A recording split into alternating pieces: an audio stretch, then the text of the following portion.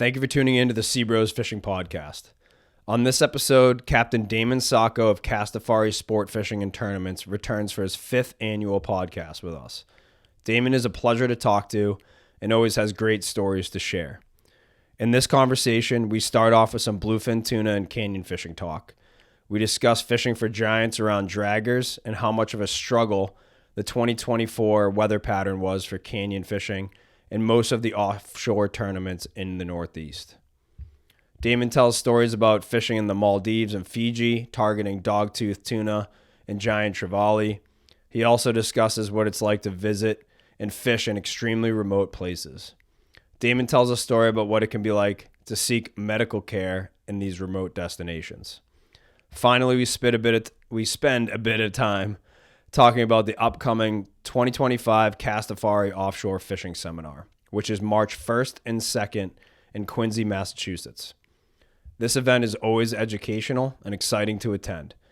Damon talks about some of the new presentations on deck for this year's event, including a live podcast session, which we will be hosting with several of the show's keynote speakers.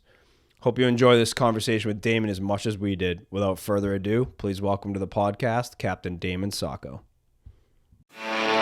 Welcome to the SeaBros Fishing Podcast, where we follow 3 words of wisdom. You can't catch them if you don't have a hook in the water. Always trust your instincts. And the last, you'll just have to keep listening. Stay tight. Hook around. Yep, that's the one. That's the real one. Oh. Get up there, man. All right, get back down low. All right, that real good.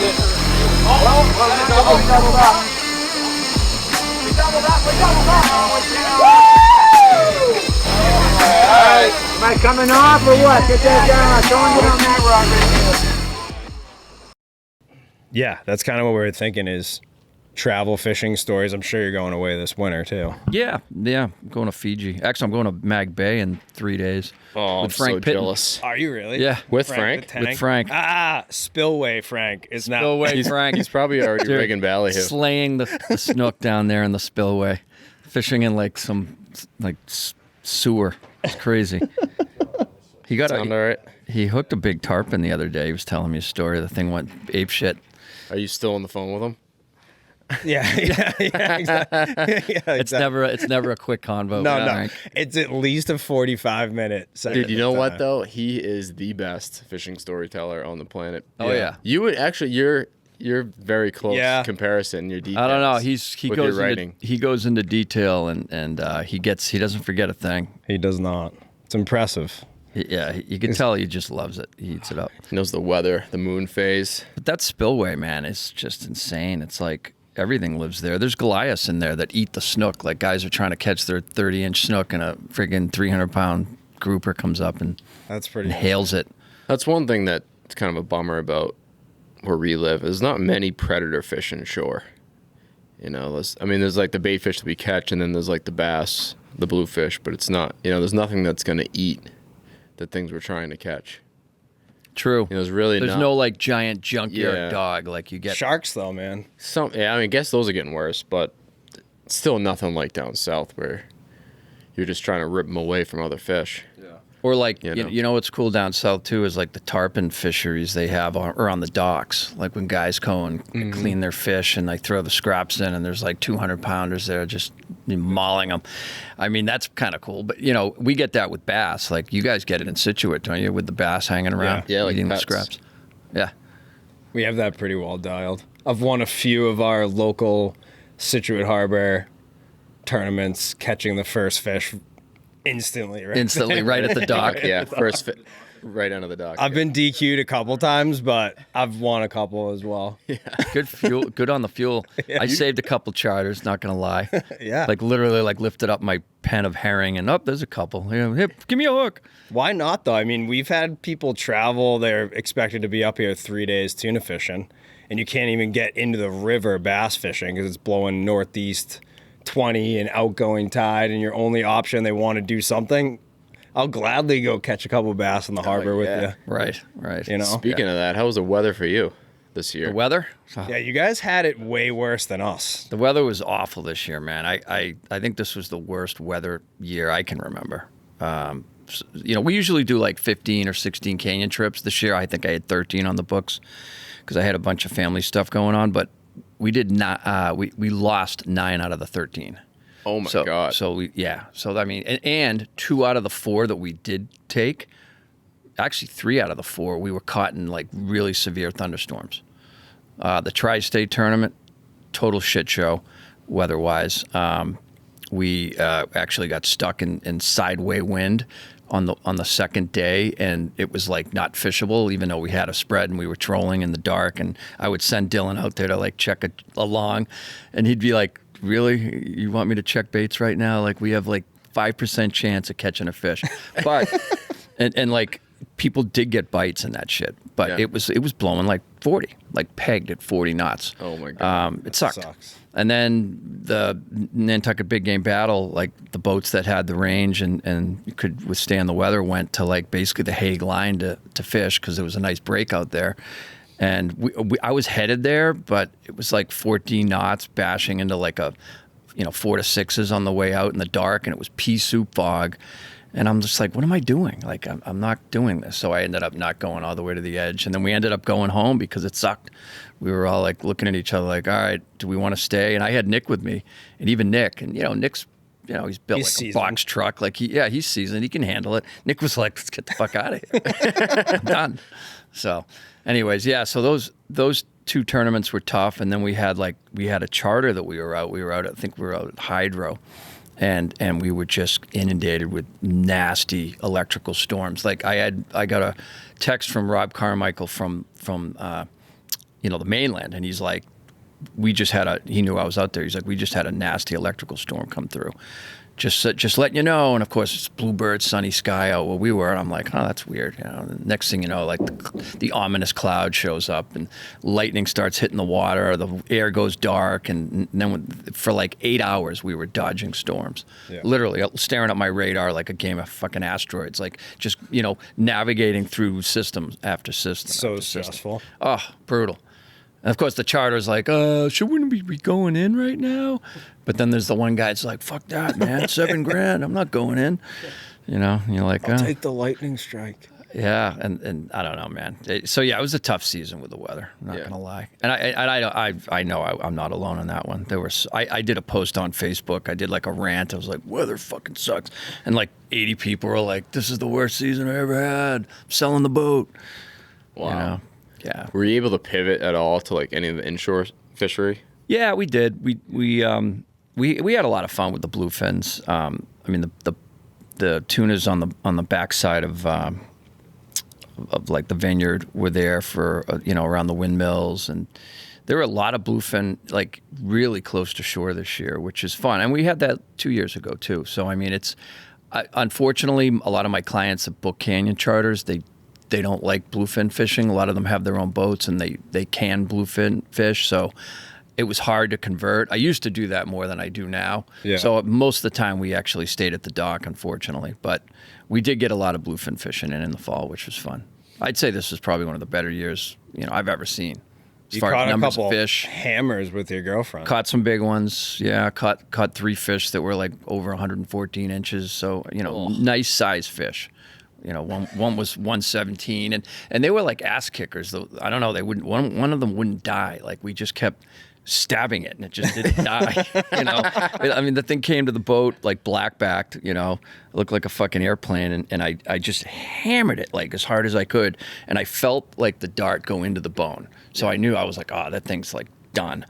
And that fish I remember like releasing the harpoon, and like looking down, and I just see line like vaporizing, and I'm like, wait, the poon's gone, fish is gone, and all I see is like line unraveling, and I look at my feet like, fucking hey, better get out of the way. And then the ball goes over the transom, and it's like gone, and then the rod's bent, and she's like, what the fuck just happened? I'm like, get on the rod. Backing down. I mean, and that fish, I don't know, it was like another 45 minutes. It was crazy, man. I've never seen a fish just be so stubborn like that and not die. Yeah. We had an opposite experience with one this year. Similar like dart shot approach. Taylor was driving, I was harpooning. Backing down. This fish was all over the surface like most of the fight. and it was southwest corner, took a shoal, so we were in like 68 feet of water, just weaving in and out of the gear. And this fish was like grease calm, V-waking, like looked like a fish you were gonna harpoon. You know, just the entire fight. The entire fight. Yeah. And then just waking on the surface. Just waking, like perfect V-wake. And then finally we got our opportunity. And I'll never forget, like as we're backing up, like the pressure wave comes off the hull, and I like still saw the dark shape and stuck it, and like the pole stopped like a foot from the water. Yeah. And then the pole started coming up to me. Like, that's weird. Now I got two hands back on the harpoon, and I had spined it, and the thing was just going. It was instant. In a sea. Instantly done. Instantly done. It was just. That's the shot that I've always wanted to take. And I thought I did that time. When they're 117 inches, it's a little bit more meat in the back. I know. That's true. You can't be quite as accurate. Yeah, that's on the spine. Log. It's crazy, man. Yeah, that's awesome. I love when they die instantly. It's great. Some of them just roll over and they know, like, I'm done. Yeah. Was that all dragger fishing, or was that? Most of it was. So the dragger fishing was tough this year because the word got out, and the problem is if somebody sees, like, a boat or two behind a dragger, the next thing you know, there's 20 boats. All it takes is really one dragger to have some action, and we had days when there were 20 boats on a dragger. What would you say is like unfishable? Oh, really? Like a max number of boats on one of those things? Honestly, 3 or 4 tops. Because the problem is, to do it right, you need to communicate with the draggers. You need to find out when they're hauling back. They're usually really cool. They like cigarettes and beer. Found that out quick. Candy. I mean, I threw one guy a bag, like a trash bag full of Halloween candy that was left over. And those guys were psyched. 2019. They were like passing it around like cocaine. No, but it was good. The fishing was great though. There were plenty of fish there. It was really crowded. Like Montauk had a really good fishery in the fall. At the CIA grounds. There were probably like 5 or 6 draggers out there, and there were probably 30 boats. And the fishing was so good that guys would go tight and then they'd drift away. Yeah. So it wasn't like you'd be following a dragger for 5 hours. You would get a shot after about an hour or two. If you would get when I mean a shot, you would be able to get in there and be right next to the net. Because that's the thing. Those fish are like right underneath the boats. Yeah. They're not like 100 yards this way or that way. They are underneath the dragger and following it. You know what I mean? It's like the same thing as the dock pets we were mentioning earlier with the bass. Like, they want to be in that shadow. Like, it's also protecting them too.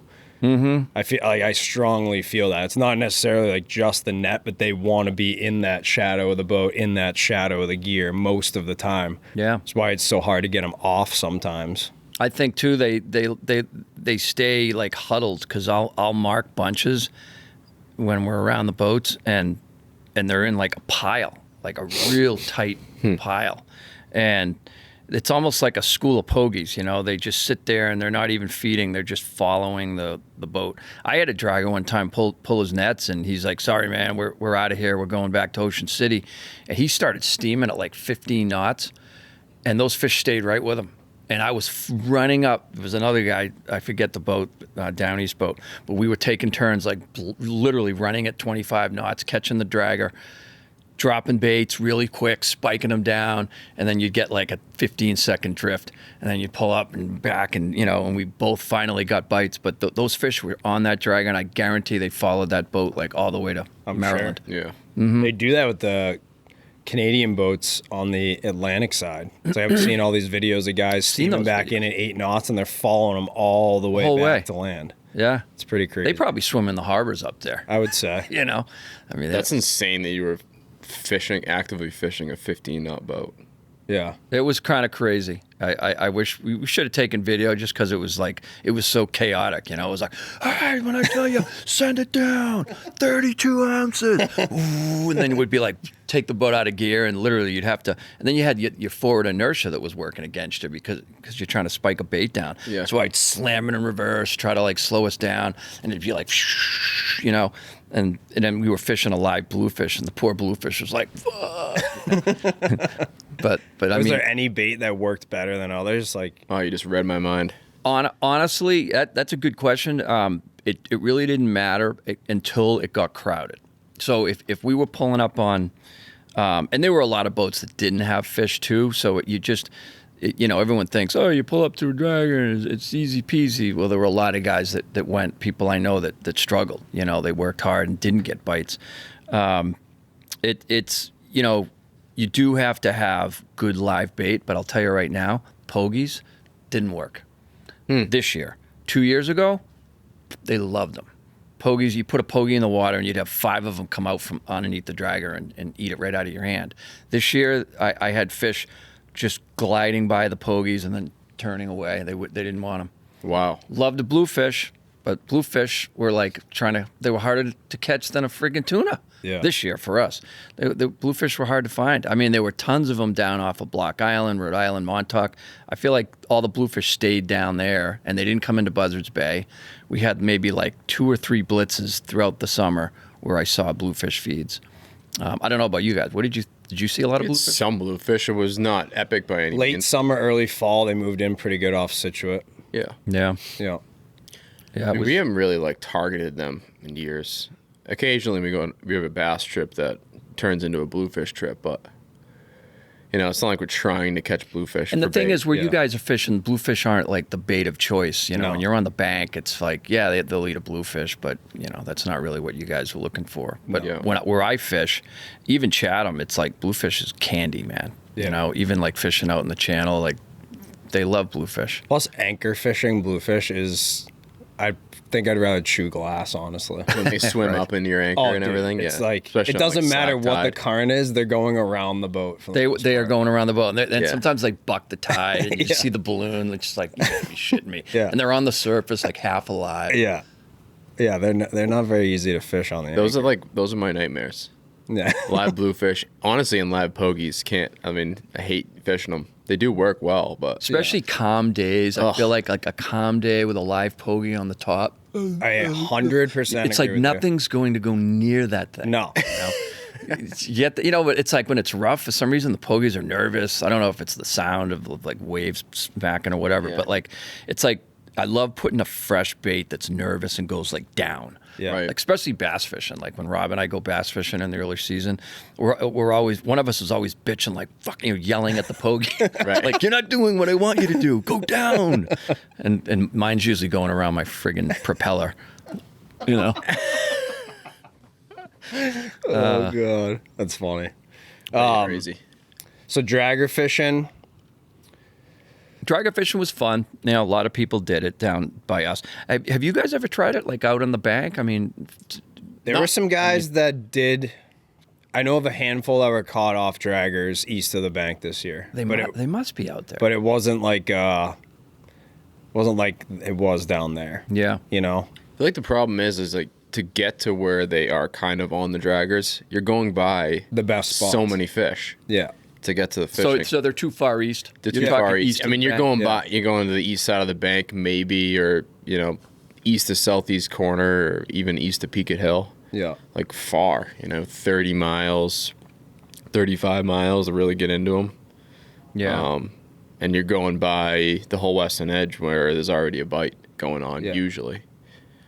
I mean, if the chances were way higher, it's probably worth doing, but usually the chances Or are if you about were the gonna same. go out like at midnight on an open day and try that, and then be back at the bank for the tide change or the sunrise or whatever.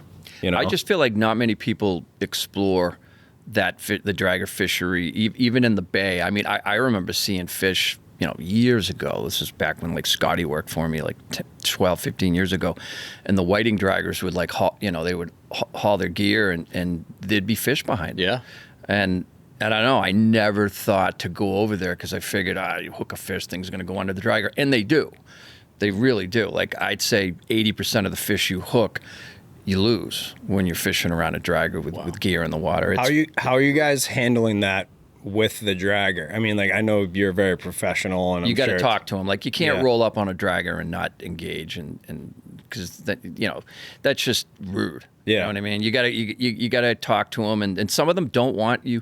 I mean, there was a guy, without using names, that started a war a couple years ago, and because the dragger guy got pissed, he was getting too close to his trawl, and And you know, the problem is you get stuck in that gear and like you're screwed.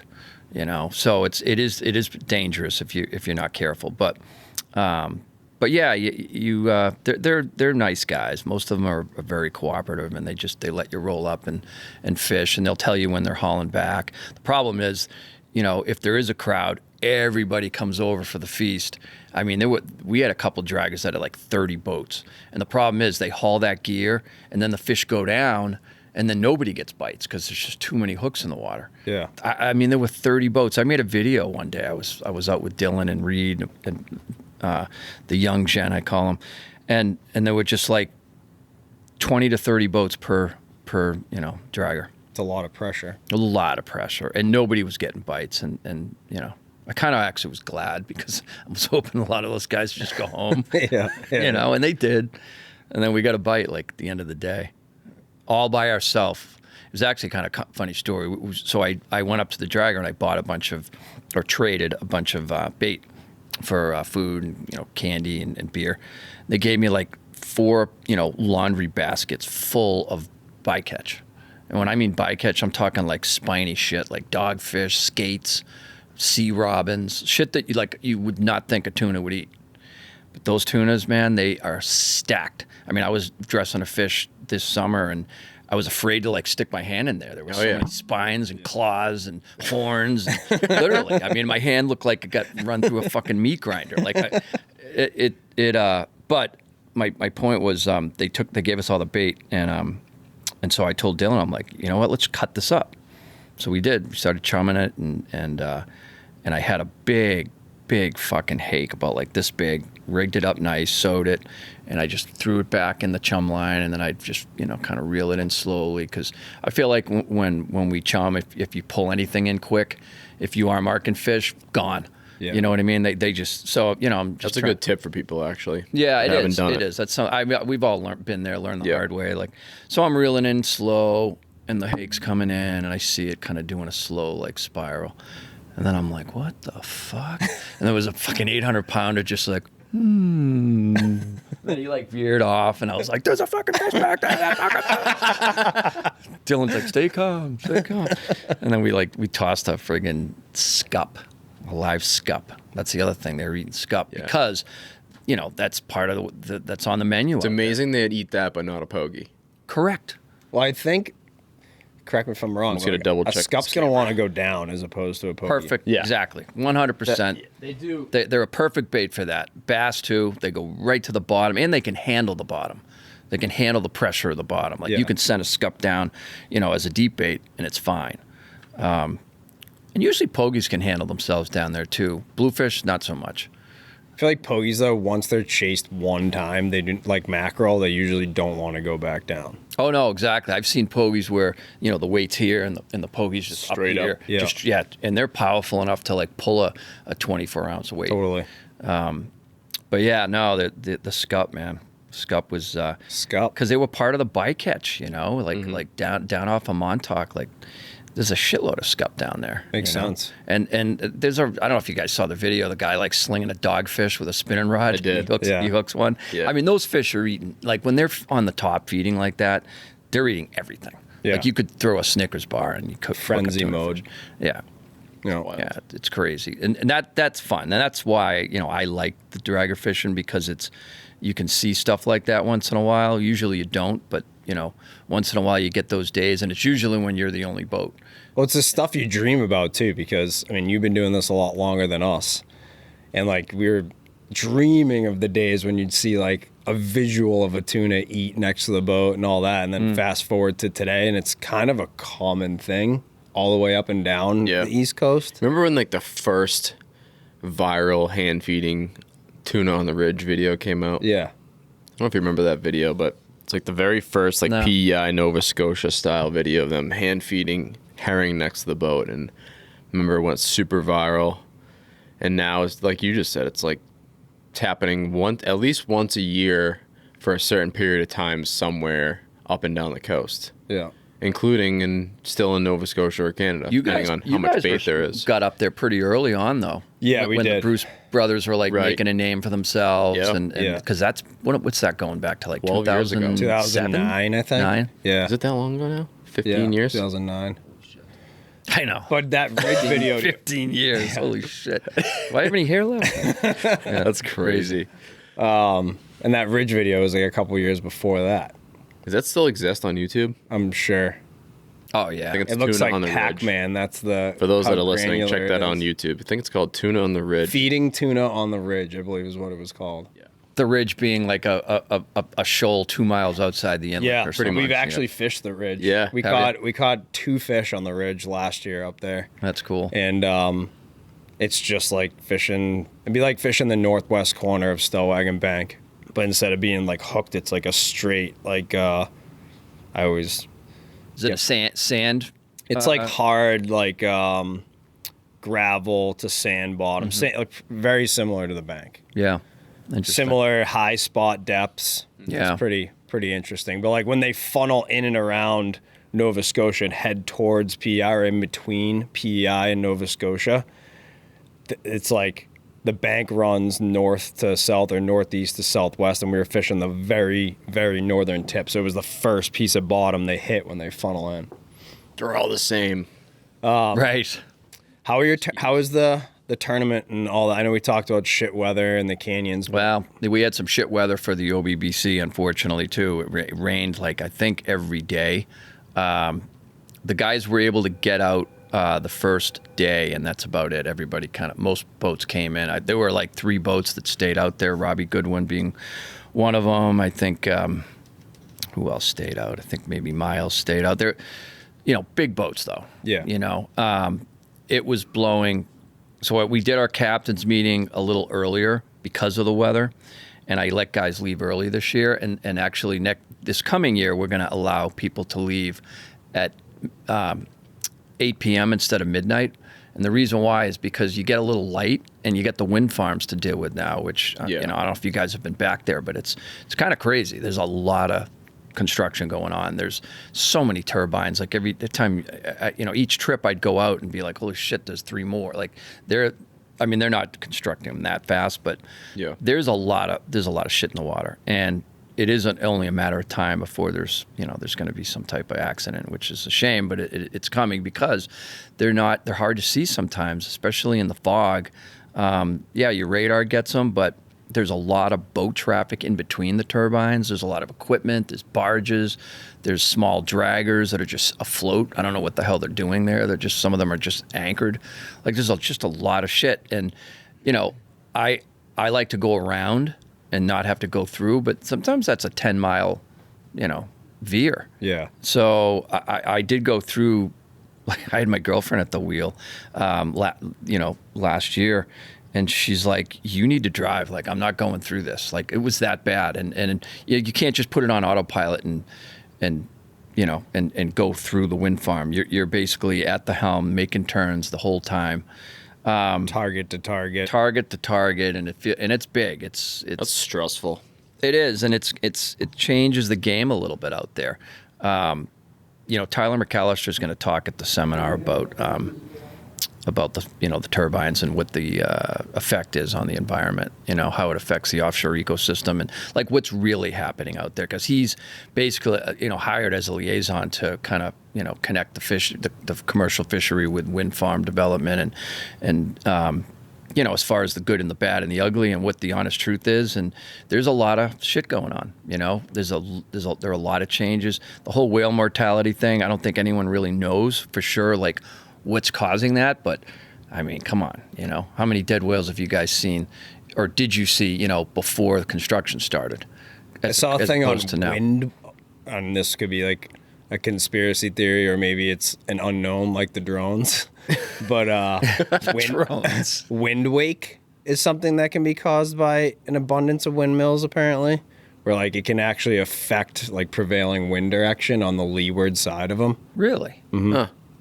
I could see that. Anyone who's listening can fact check that. Like I said, this could be conspiracy theory, but I mean, it makes total sense. You know? Well, geez, could it have increased the southwest wind that we had this summer? A constant 7-day, 20-knot blast. I mean, I honestly, like, I've never seen so much southwest wind in my life. Yeah. Like this summer, it blew like a week straight. Yeah. A couple of times. Anyways, that's where we're getting off the subject, and that's where we're lucky. We're still able to fish that because we got the so far. Right. good old Cape of Cod blocking it you from guys us. are in the lead, right? You know? I know. But yeah, the tournament. So what we did because of weather, we added a small boat division last year, which worked. A lot of guys liked getting into that. It's basically boats that are 38 feet and under. You don't have to go up against the 72-foot boats that have gyro stabilizers and sonar and it's you can still get into any of the Calcuttas. They can if you have a 6-foot yellowfin and you want to fish the OBBC and you want to get into all the big tuna Calcuttas, you can. It's not like you're limited to just competing against boats in your size class, but you also get that option to do that. As in addition to getting into the Calcuttas, you're also in the small boat division, so you are competing against boats in that size class. And there's prize money for that. There's trophies, prizes, the whole gamut, just like we do for the big boat division. But what we did was we added another day. So now the OBBC is going to be a full week. So you register on Sunday, so you check in. The fish days are Monday, Tuesday, Wednesday, Thursday, Friday, and you fish 2 out of the 5. So guys will be able to basically register on Sunday and then either go back to work or whatever. Because, we used to do it where you had to get a dock in Oak Bluffs. You had to basically take a week off.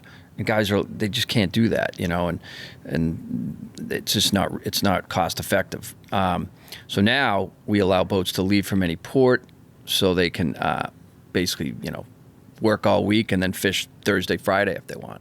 Yeah. So, and we also allowed boats for this year, we're going to allow them to leave at 8 p.m. like we did last year, so that it's just a little safer, so you have some sunlight while you're leaving, when you're going through the wind farms.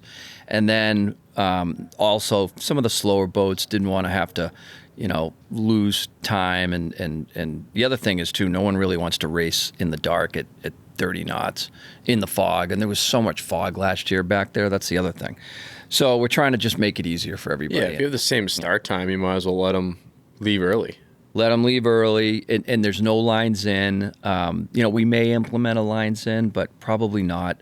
And just people go at their own flow. It's a big window of fishing. I think it's like 42 hours now.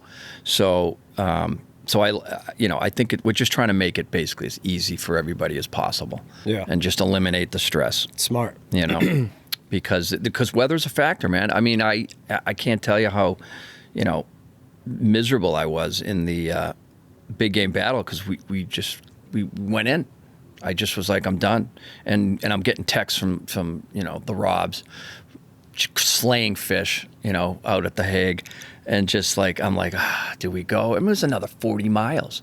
It was like a 148-mile run from Nantucket. That's a Think about that. 148 miles from Nantucket. I mean, they were basically south of Georges. Yeah. And I went there on the lights out with Rob in the fall. We did a trip. We went white marlin fishing.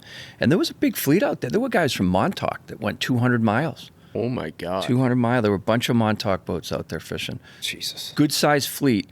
This is how the fisheries change. It's like, and I used to think, Hydro was east and Welker. Oh, my God, I went all the way to Lydonia.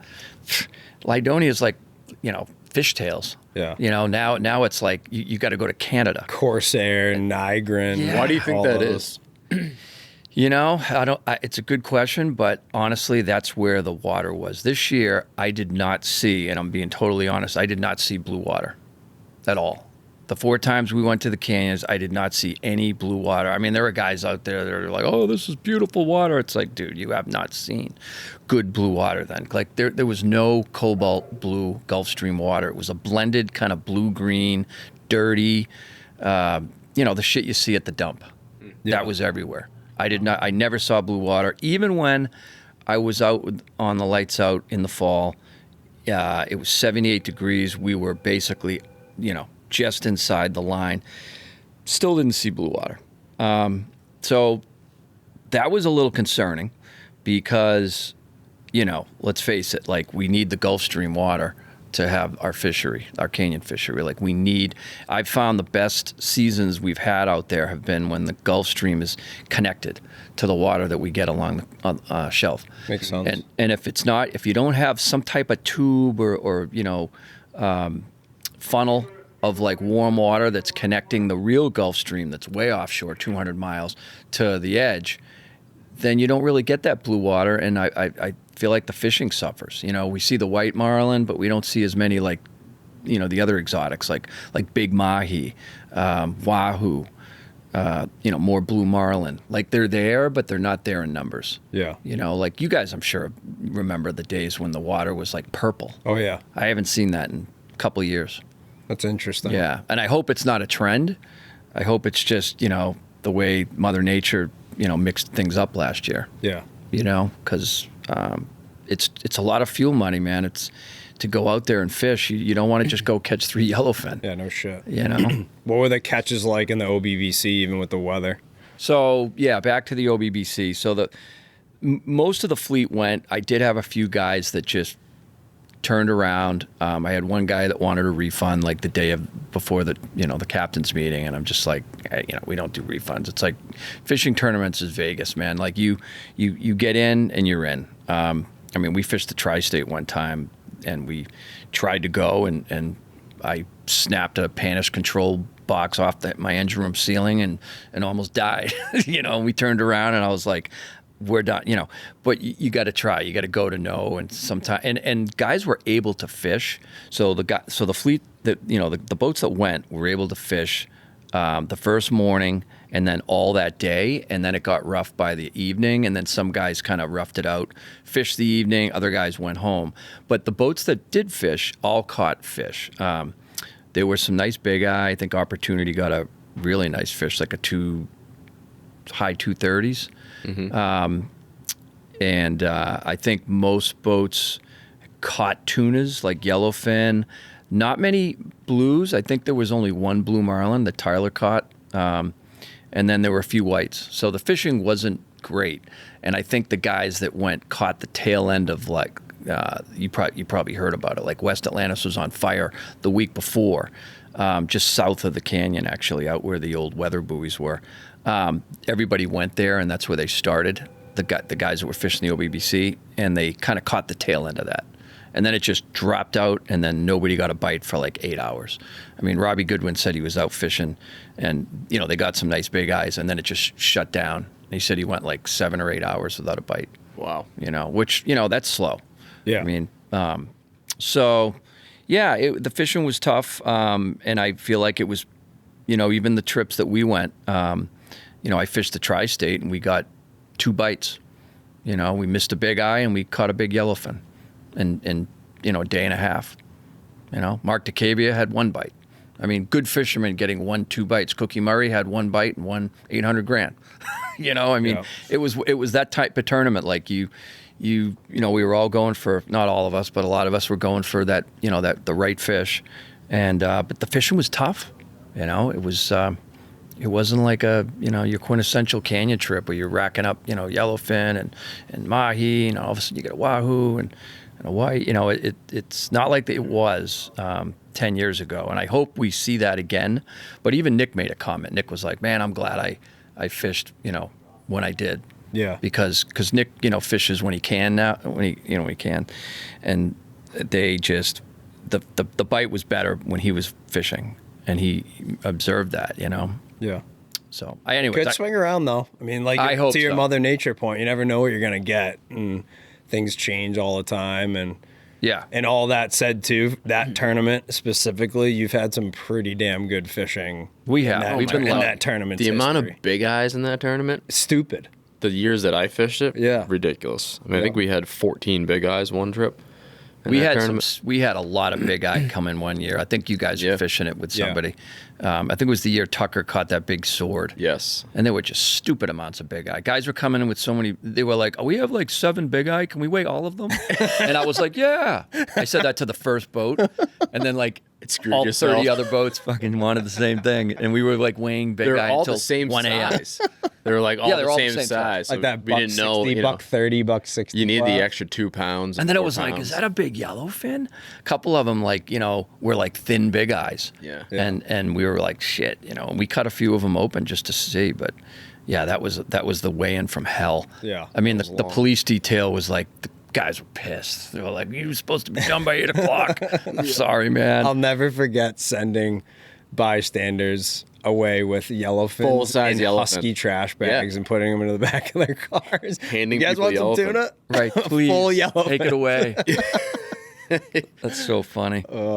Yeah, those are the good old days, man. I think we'll see them again. I just think, yeah, Mother Nature too. just screwed us a little bit Yeah. last year and the year before. The fishing wasn't great. You know, you'd have those like, you know, weak stretches where it would be on fire, and then it would just dry up. And I also think, you know, there's a lot more boats, especially center consoles, day fishing the canyon. So when the fishing's good, there's a lot of pressure out there. And I do think that affects the fish. It dries them down and you know, it can kill the bite a little bit. It's not like, you know, 15 years ago, I'd be the only boat out there some days, you know, or there'd be 4 other boats and a lot of them were charter boats. You know, we didn't have that center console craze that we do now. You know, now they're building boats that can get to the canyons fast, stable, fuel efficient, and honestly, like half the OBBC fleet is now that style boat. Yeah. I mean, it's definitely a new trend, Totally. you know. That combined with electronics upgrades, you can do some damage in a day trip. You really can. And it's nice to be able to move around, to have that flexibility to like pick up and run, try a different spot, you know. I mean, and we do that in my boat all the time too. I mean, I rarely stay in an area if we're not getting bites. But it just sucks because, you know, you're watching fuel, you're watching time, especially in a tournament. So it's like with a center console, you have that speed. You can do 40 knots on the right day, you know? Yeah, totally. Yeah. Let's pivot a little bit. Yeah. Winter, travel. What do you have coming up for this year? And then I know you want to talk a little bit about some experiences you've had over the last couple of years. Yeah, I try to get out of here, you know, as much as humanly possible when it's cold. Cape Cod isn't exactly an exciting arena in January. Not at all. But actually, I was saying earlier, I'm going to Mag Bay with Frank Pitton and my buddy Greg. So looking forward to that. That's been on the bucket list for like years. That's gonna be so fun. I mean, you guys have seen the videos from the drone footage, looking at those feeds. Yeah. And just seeing the striped marlin. I mean, they look like, you know, bass feeding on mackerel. It's crazy. The fishing's been really good this year. Cool. It's been really good. So we're going to fish with the Mag Bay Lodge with Toby, and really excited. We'll be fishing from a center console and bringing some spinning rods down. And Nice. you can, you know, they use a lot of bait casting with live bait, but you can get them on artificials. So I'm told. We'll see. I mean, I'm sure I'll hook a couple, but I would love to catch a striped marlin on a spinning rod, though. Yeah. You know, on an artificial bait. Totally. You know, not with trebles because that's a shit show, but there are some stick baits, I guess, that if you use the right split ring, the right hook, you can actually get them to stay on. Yeah. And I guess they're motherfuckers, like on a spinning rod. They go down and they dig like a tuna, and you'll be on a fish for like a half hour. Yeah, they sometimes. fight hard. Yeah. You get little glimpses of some feeds in Cabo, seeing, you know, half a dozen to a dozen fish on little bait balls, but nothing like the videos of Mag Bay where there's just, you know, insanity. 50 fish. It's insanity. You know, there's and 3 or not 4 just- on each dredge and each teaser and all that shit's nuts. And it's like as far as you can see the feeds, like birds here, birds there, like miles of fish. Wow. It's not just like, there's a bait ball right here. It's like I've seen videos where, you know, that Toby sent me where they're just calm days too, and you can just, they look like porpoise. So we had one day, off the subject, but this is kind of cool. I had Nick with me this past year at the canyons. We had one day where I saw a school of what I thought were porpoise, you know, like whitewater in the distance, birds. It's like, it can't be tuna because it's, you know, I saw like dorsal fins and I saw rolling and long bodies. And so I got closer. I'm like, holy shit, those aren't porpoise. Those are fucking whites. It was a school of white marlin, had to be 400 strong. Wow. Took up about 4 acres. And it was as far as I could see, there were white marlin just eating these like silver baits, whatever that, like sardine looking baits, just shredding the ocean, scales everywhere. And like we trolled through it, and it was like, you know, everything got annihilated. Fish cartwheeling, lost all of them. You know, because we were trolling for tunas, you know, out there in Big Eye, you know, Central. Well, I thought it was, and it was fucking white marlin Central. So, you know, of course, we're losing everything, and you know, we're having fun. We finally get one, and Nick's like, you know, let's get the dink baits. You know, let's switch the spread. I'm like, all right, you know, they're in the freezer. He goes rummaging through the freezer. He's like, none. I fucking left the one day that I needed some dink baits. I left them at home. So all we had were like giant fucking horse ballyhoo that were like, you know, way too big for a white. But we had some eels, and Nick was rigging the eels and dropping them back as pitch baits, and they were just gobbling those eels right up. Sick. And the thing is, the eels are nice because, and Nick was the one who kind of figured this out. The whites come up and they can just gobble up an eel and like the hook in a flash. Yeah. It's not like they grab a ballyhoo and they might grab it like a dog grabs a tennis ball or a stick and swim away. The eel, it's like, you know, and then the hook's buried, and then you just come tight with a circle hook. And I think we caught every fish that we pitched, and we caught a few fish doing that. We had a ball. I mean, I must have jumped 17 fish off. That's sick. We ran out of bait. We went all lures because I figured there might be a blue in there. And we high speed like trolled, just, I mean, picture like a school of frothing, you know, white marlin, and us trolling like 9 knots through it, right? And just getting annihilated, like rods getting knocked out of the clip, fish airing out and throwing the hook, and then like and there was so much action that the charter didn't give a shit that we weren't, you know, catching all of them. Yeah, I'm telling you right now, you can ask Nick. We must have jumped 17 whites off. I've never seen anything like it, and I wish we were prepared because we could have done some damage, you know. Cool to see, though. It was cool to see. I've never seen anything like it. I mean, I'm fishing out there for a while, and I've never seen a surface feed of white marlin. I'm sure you're gonna many too. With that many, like it was almost like the biomass of white marlin out there was congregated in one area because we didn't see a white that day. And usually you get whites, you know, knockdowns, and we did not see a white marlin anywhere except where we were out. And we were south of the canyon. We were south of Veach Canyon, I believe, by like 5 miles. We were out in the deep. And the reason why I went there is because I saw the commotion with binoculars. I was on my tower, and we were kind of fishing like the throat of the canyon. And so we ran out there. And then we stayed, and then we went back out another trip, and we hooked a blue and lost it. But that's where the fish were, like in August. They were like off the edge in the deeper water. It was weird. And that's where the bait was. Huge piles of, like, I was marking the shit out of it on my machine. Like, I don't know, like this silver, you know, sardine-sized bait, like bay anchovies. I'm not sure what it was. But, yeah, tons of it offshore. Sick. Yeah, I'm sure you're going to see that in Mag Bay. Yeah, Mag Bay, that's the cool thing about Mag Bay. I think it's just the bait congregates there. I don't know if it's because of a spawn thing or the currents, but like all those, you know, those bait balls seem to congregate like 7 miles offshore. And the cool thing is it's hard to get to. Like boats from Cabo can't just run up there for the day. Like you got to put some time in and like anchor up and plan it out. It's like going to the Bahamas for those guys. But the Mag Bay Lodge is situated, I guess, in the middle of nowhere. Kind of excited to just get off the grid a little bit. But they have like a 7 mile run, which is kind of cool instead of, you know, running like 80 miles. Yeah. So yeah, we'll be in a center console, like one of those super pongas they call them. And yeah, looking forward to it. That's going to be a lot of fun. That will be fun. And then after that, we're going to Fiji. Maggie and I are doing a trip to Fiji. Always wanted to go there. GTs, dogtooths, like big dogtooths though. Like, I don't know, you guys have seen him on Instagram, that guy Jaga. Have you seen his stuff? Yeah. Right on the edge of the reef. Edge of the reef. Now they do a lot of spear fishing. That's how they get those big giant brutes. I swear to God, they put jigs in their mouths and then hold them up. Because those things are like virtually impossible to catch. Yeah. I mean, we hooked them in the Maldives, so I guess I did a podcast with you. You did. You were just leaving. You were just about to go. So remember I said I wanted to catch a dogtooth. And you did. I caught a miniature one. I think we commented on it as soon as you posted it up. That's right. I remember that. Yeah, I mean, it was. I caught the dogtooth, but it was like the size of a false albacore. But there are some big ones, and we did hook some real ones that just went into the reef, and we couldn't stop them. And then the other thing was, if you know, you did hook them, and you were able to pull them out of the reef, they got sharked, or they bit through the assist hook. Like so many odds and so little, glory. Like dogtooth tuna, anyone who knows the game will tell you, and even the guy in Fiji's like, look, he's like, because I was like, I want to catch a big dogtooth, I really do, I want to put some time in. He goes, listen, Cap, he goes, you'll hook him, but he's like, you'll hook him, but you probably won't catch him. I mean, flat out just told me the truth. I'm like, fuck it, let's go. So, anyways, I'm gonna bring like 30 pounds of metal down with me,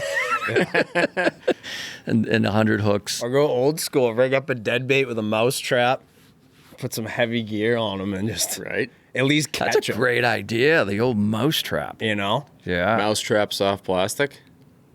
Dude, You'd figure something out. I mean, the mouse trap Bronzy idea. mousetrap? The mouse trap's a great idea because I wonder if you could get those things like chummed up and then put the mouse trap in a big. You have to. Chunk. I mean, they're a tuna. They're right? a tuna. Yeah. Why couldn't you rig a mouse trap on the jig? Yeah. Like Figure out a way to fold it zip up. tie it to the jig? So the problem with that, they've tried that, and Have they've they? also done wire on the actual assist hooks. Yeah. And the problem is it impairs the action of the jig. We tried it in the Maldives. We actually used braided cable as opposed to, I was like, oh, fuck it. It's flexible and didn't get bites. Wow. So weird. Yeah. Because I lost all my jigs down there. All of them. Gone. I mean, like Maggie was like, do you have any more jigs? I was like, no. Grumpy. Right.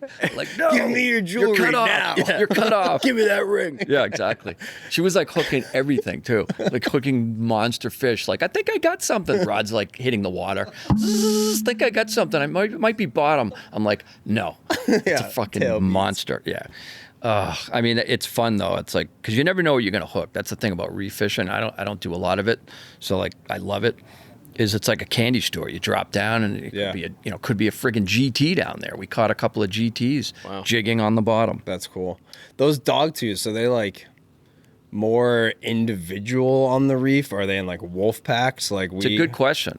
I don't know the answer to that. I think they're nomadic fish. I think they're like hanging by themselves. Like a barracuda would be like around on the reefs of Florida. Dude, something those like things that. look gnarly in all capacities. They really do. Because I've seen underwater footage of guys spearfishing them. Yeah. And I've always seen them like solo or maybe in like a pack of two. Like I've never seen a giant like swarm of dogtooth tuna. Yeah. But I mean, I'm sure they do, but I think It sounds terrifying. right. I know, right? What's worth, Humboldt squid or dogtooth tuna? Yeah, I don't know. Right. I know. That's one thing you could do while you're there in Mag Bay. What's that? Humboldt squid. fishing. Oh, I know. Have you done that yet? I've never done it. You should try that I've never if done they it. have them there. They probably do. Well, I know they definitely do. Yeah. That's where they get them because we almost did a charter there. Yeah. We almost went We had Humboldt 2 squid. good days of striped marlin fishing. The third day, Greg was like, Let's go Humboldt fishing day. But they're big. I mean, Yeah. it's like They're 3-4 big foot ass squids. fucking squid. And you know what? I'm sure Toby's going to roll his eyes and be like, oh, fucking ink. That's all he's going to think about. Because those things, did you see the video? The boat gets inked and they blacken. It's like a pressure washer of ink with one of those things, I'm sure. It is. Oh, yeah. Oh, yeah. That's cool. So Ron from Pelagic sent me a video back in the day of those. They were squid fishing, I think, in Mag Bay. And one of them, like, caught like a 4-footer, and he just came right up and was like, it looked like someone dumped a bucket of black paint in his face. Oh, that's too funny. Fiji's gonna be cool though. Yeah, is it, Fiji will be. Is it like lodge style? So What are the no, accommodations like? There aren't any fishing. Well, there is a resort there at Namutu Island. It's like a surfing, mostly surf, but they do have a fishing boat called Cobalt. And we are going to fish with them for a few days. And then we're also going to fish with a company called Half Cast, another fishing center console style boat. But we're staying at a resort on the north side of the island for a few days, for like 5 days. And then we're going to a different resort for the next like 6 days. So we're kind of splitting it up a little bit. The north side of the island, we're going to a place called Volley Beach. It's a kind of like a diving, resort. Mm-hmm. But they do have a fishing guy. He's like this New Zealand guy who kind of goes back and forth, and he's going to be there. I made it so that he's going to be there when we're there. But he's basically like, there's so many spots we can try. And that's more in the lee of the island because it's windy there, which is a little bit of an adversary. But the north side of the island, it has a lot more like protection. But the south side, where we're going next, where the Namutu Island is, apparently the tuna fishing's awesome. Like the big Allisons are there, and they're like right off the beach. The guys are surfing, and then there's like yellowfin tuna feeding like 100 yards away. Yeah, that's what the guy was saying. So it's literally like right there. The reef drops off, and like Fiji's like an island. It's like the size of the vineyard. It's like, surrounded by like just, steep ocean. Yep. And so you fish the walls for the dogtooth and the bays for the GTs. And apparently the GT fishing's awesome, but it's like, you got to cast 100 times to get the bite. Yep. But a lot of the fish are like 60, 80 pounders. They're like real nice fish. Like the Maldives fish we were catching were like 30, 40 pounds. They were like the size of like a big Florida jack, like the ones you see in like Palm Beach. Yep. But the ones in Fiji apparently are like, you could get like 100-pounder. And that's what I'd love to get. I'd love to just catch one of those big ass GTs. Jacks are so underrated. I Yeah, mean, like I know there's that. a big thing about the GTs and permit and all that, but they're hard fighting. Do you think They're mean. Do you think the GTs fight harder than the amberjack? Or you think they're about equal? I think they hit harder. GTs hit like a fucking freight train. They hit like Big Eye. Yeah. They're voracious the way they feed. They follow, and that you see that a lot of times they'll get behind the popper, but then when they eat, they're just like, fuck you. Yeah. Leave a giant hole, and they take a blistering run, and that first run is when you lose them because a lot of times they go right for the reef. I had a fish in the Maldives, I'm not making this up, swam up sideways onto the reef in like a foot and a half of water, and the fish was probably like 50 pounds. It was like the only really nice one I hooked, and he went shh into the reef and broke me off, and then like swam sideways for like another like 5 minutes. I was just watching him like, let's go Smart. get that thing, That's cool. But yeah, they go up on the reef and they break you off. And then you can jig them too. I mean, they live bait. I mean, they do all kinds of stuff. But I'd love to get into the big yellows too. Like the big. I've never caught. Well, I shouldn't say that. I caught one in Mexico on a long range boat on a spinning rod that was like a big fish, like a 180-pounder, but it didn't have the huge sickle fins. streamers. Yeah, I've never caught like a big Allison on a popper. Yeah. That's on the list. That's gonna be an epic bite if that happens. Oh, I know. That's I've seen so some cool. footage of those guys. They troll. You know what they do? They troll Nomad, those DT minnows. Yeah.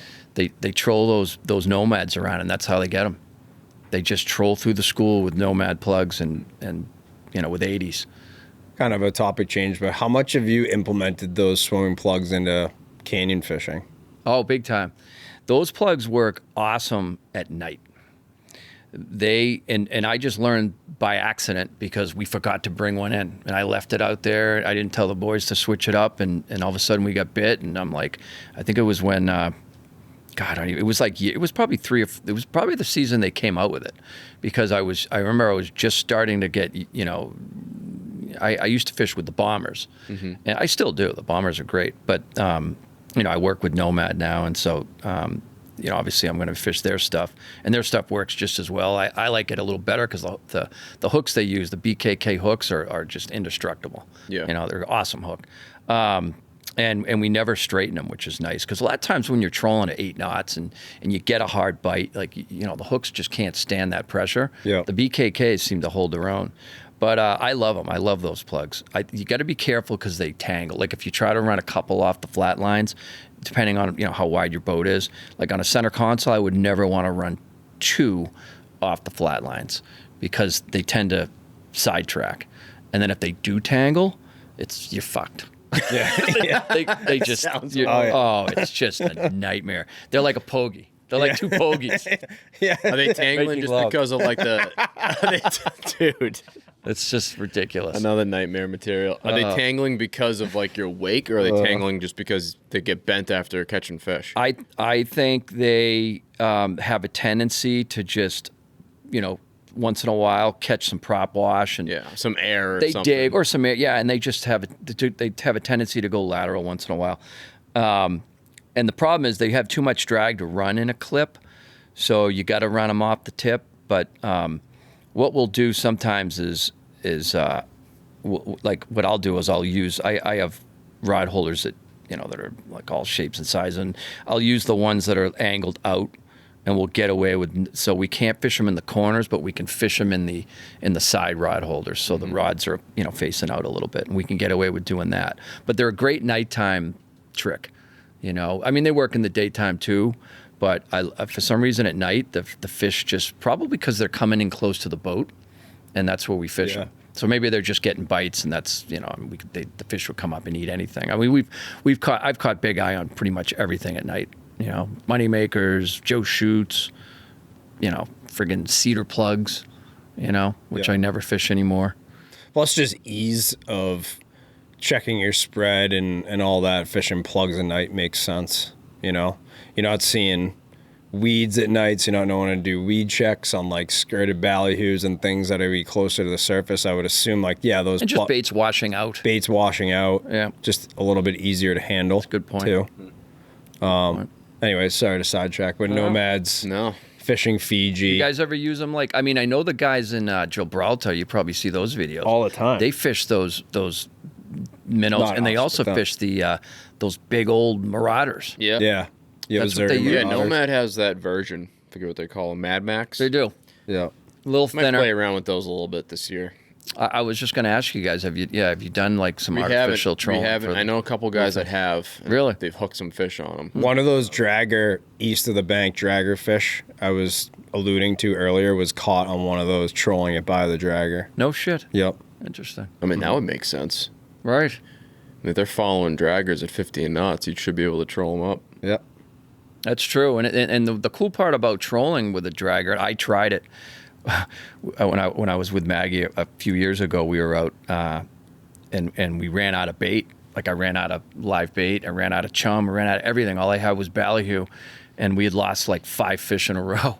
And I was like, I'm not going home without a fucking fish. And I put out some Joe shoots, and we were trolling. We didn't get bit though, but I had the baits, I thought, sitting right there too, and we just couldn't get bit. Yeah. But it's, I want to try them. I would. Yeah, those Mad Max ones only go down I think the most 10 feet. Yeah. They're kind of like a high water column floater style bait. Yeah. They probably work in the bay. Nomad makes the deep diver too that goes down 20. You can't troll 15. I mean, you'd have to 7-8 knot it, but still that's fast enough to troll alongside a dragger. Yeah. While they're fishing, they're only doing 3 knots. I mean, but at least you're staying right with the fish. Yeah. And I feel like as long as you don't hook the net. Yeah. Or other boats. Yeah, well, yeah. This episode of the SeaBros Fishing Podcast is brought to you by Satfish, your all-in-one map resource to help you find offshore game fish like tuna, mahi, and marlin. Satfish combines high-definition sea surface temperature and chlorophyll charts, currents, satellite altimetry, and bathymetry to give you a full picture of the fishing grounds and make it easy to find the best areas to fish. They have a daily cloud-free sea surface temperature map for full coverage, even when it's overcast. You know that one lucky captain who always seems to catch fish even on the toughest days? Odds are he's staying right on the productive temperature and color breaks with Satfish instead of wasting time and fuel searching through lifeless water. Best of all, they specifically built their mobile app to work offshore and offline when you're out in the grounds. Just load up the latest charts when you're at the dock, and they'll automatically get saved for offline use when you lose cell service. You can use Satfish your entire fishing trip to track your position and stay right in the bite zone. We've had a couple of seasons to play around with it now, and it's got excellent northeast coverage for you canyon fishermen out there.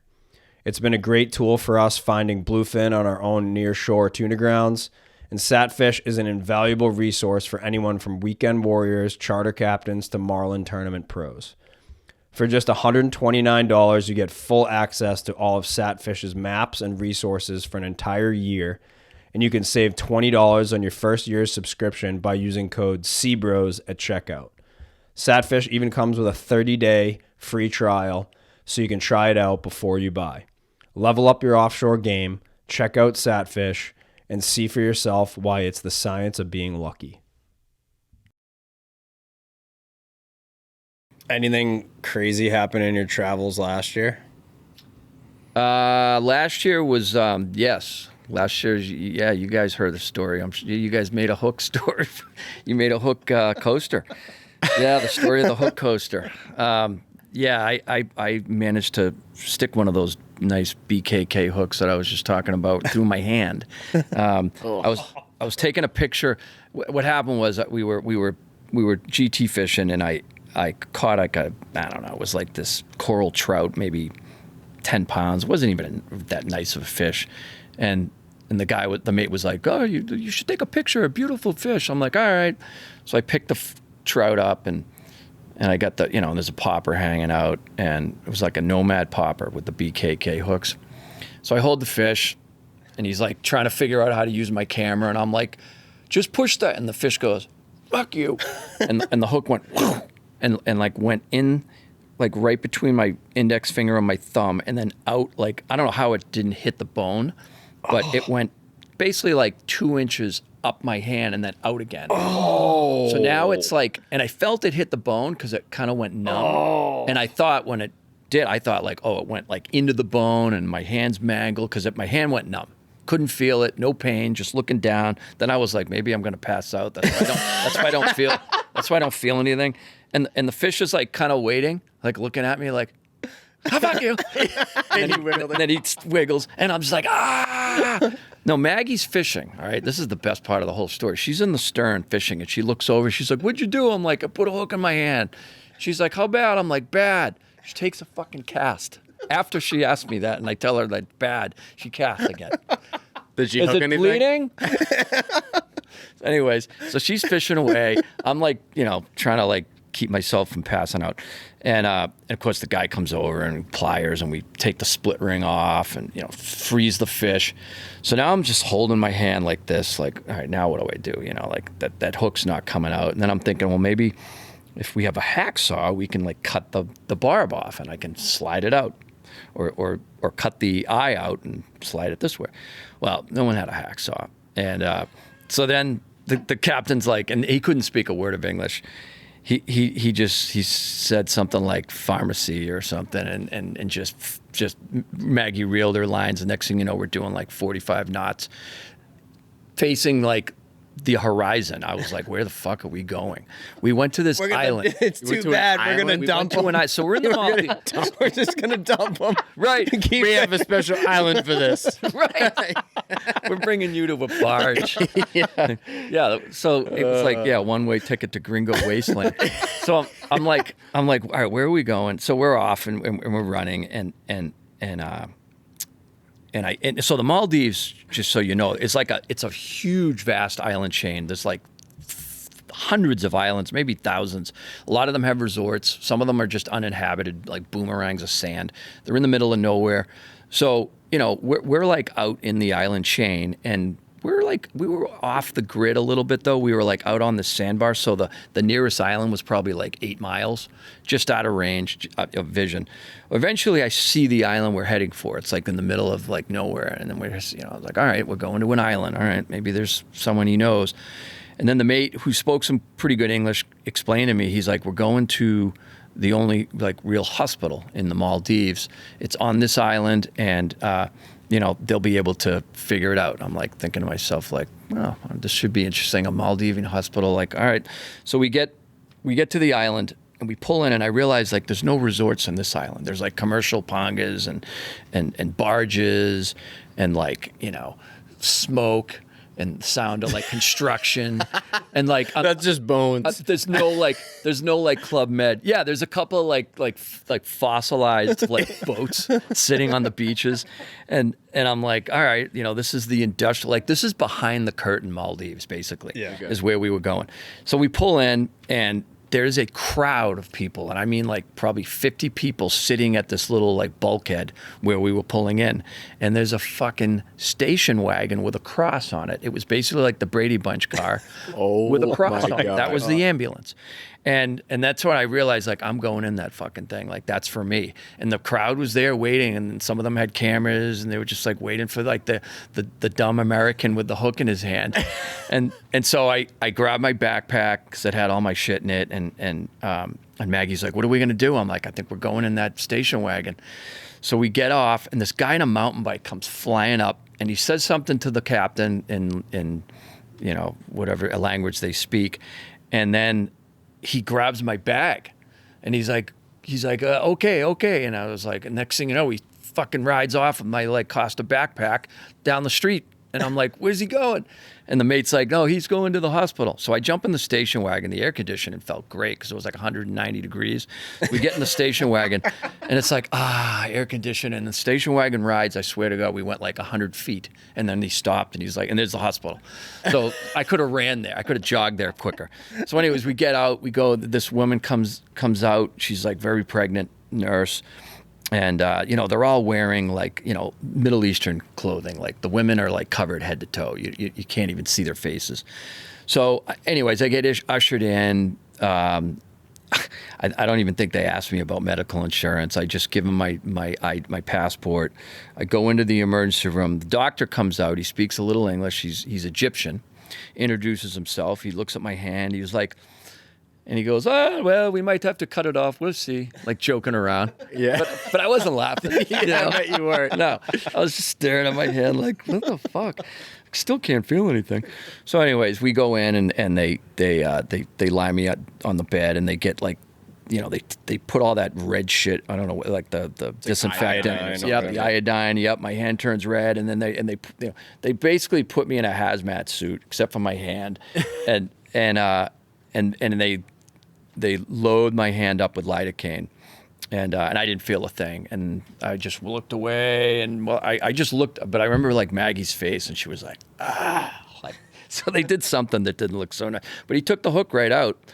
But they also did an X-ray, which is kind of funny. And the X-ray shows the hook. I wish I got a picture of it because you could see the hook perfectly resting on the bone. Oh. The doctor was like, "You were so lucky. So lucky. It must have ricocheted. Like it must have hit the bone a little, but then bounced up and just missed it." But it was like you could see the entire hook like sitting on my head. It was a big hook. I mean, it was those were no joke. It barely fit in a coaster. Yeah. So then, it fit right in that coaster. I love the I have a the picture text, of that. Fuck, with an exclamation Yeah, point. she told me the It has your height and weight on it, right? That's right. Yeah. So the coasters weight's a little light, but some of the I'll take it though. Yeah. I'll take it. Some of the coasters that we do, we laser engrave like the weight of the fish, the length of the fish, That's everything awesome. with the hook. Right. And we put Damon's height and weight. Yep. And said like, and the weight was a little light. I was appreciative of that. Yeah. Yep. So, that sits right on my I mean, bad experience. living room table. Was that your first like out of country healthcare experience? That's a good question. I feel like that's no is the answer to that. 'Cause I feel like No. if it is, that's like a shocking thing to experience. Going to another island? Yeah. I've had some shit luck abroad. Like when I was in Nicaragua, I had my drone taken. All right, and this was like a nice DJI I just bought. I spent like $1,000 for it. Went to Mexico long range fishing and used it for the first time. I had a ball, like just getting aerial footage of like, you know, the boat and fish being wired and stuff.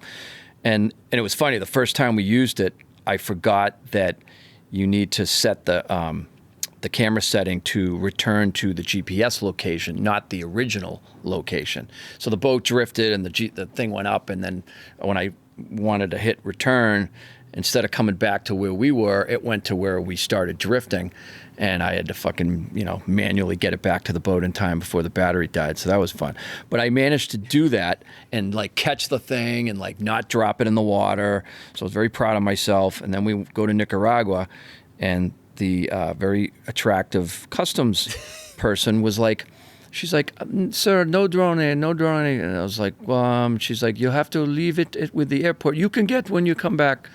And I said, "Well, all right, how does that work?" She gives me this like little receipt that looks like something you get at like KFC. It was like, you know, it had like number 55. That's all I had. That's how many drones they took that day. Pretty much. And so I take it, and I know I'm fucked. But we came back through, and I went to the office and handed in my slip, and they looked at it like they were like, what the fuck is this? Like they've never seen it before. Yeah. And then I knew like I'm screwed even more. But I was like, you guys have a drone, and there was a guy next to me that had a case of wine confiscated, and he was going through the same thing, and he had a stupid looking receipt like I did, and we're both looking at each other. Both have the same number. Yeah, right. They just hand 55 out to everybody. Right. He's like 54. I'm 55. We're basically in the loser club. So, anyways, I didn't see my drone again, but that sucked. And then that same trip, we got very lost in the jungle of Nicaragua. So where we fished was way upstream in this like little village called Cara. It's like in the basically in the middle of the country. And we went to Bluefields, which is on the Caribbean side of Nicaragua, coastal city, town, big baseball town. A lot of guys from the majors actually come from, live in Bluefields. Nicaragua loves their baseball. But anyways, long story short, we start in Bluefields. We go. It's like Apocalypse Now down there. You basically go upstream, like way to find the tarpon.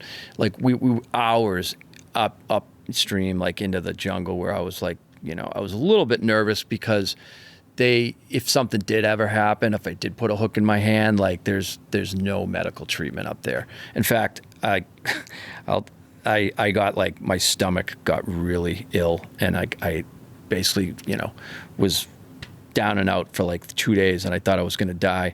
And the shaman of the village gave me this like solution in this like bottle, and I was like, he's like, this will help your stomach. And I'm thinking like, do I take this and like risk like really getting sick and maybe dying, or do I drink it and hopefully the pain was that bad that I drank the fucking stew that he gave me in this like old like Pepto-Bismol bottle. It was like, and it was like coconut oil and like herbs, and it tasted like fucking goat's ass. It was disgusting. So I drank it, and you know what? It worked. Oh shit. But anyways, we got so lost in Nicaragua. So we were tarpon fishing, and we had this amazing feed at sundown. And the guy, the captain, the guide was like, we really, local Nicaraguan. He was like, we got to get back to camp. It's getting dark, and we don't have lights. There's no navigation, obviously. We're in the middle of nowhere.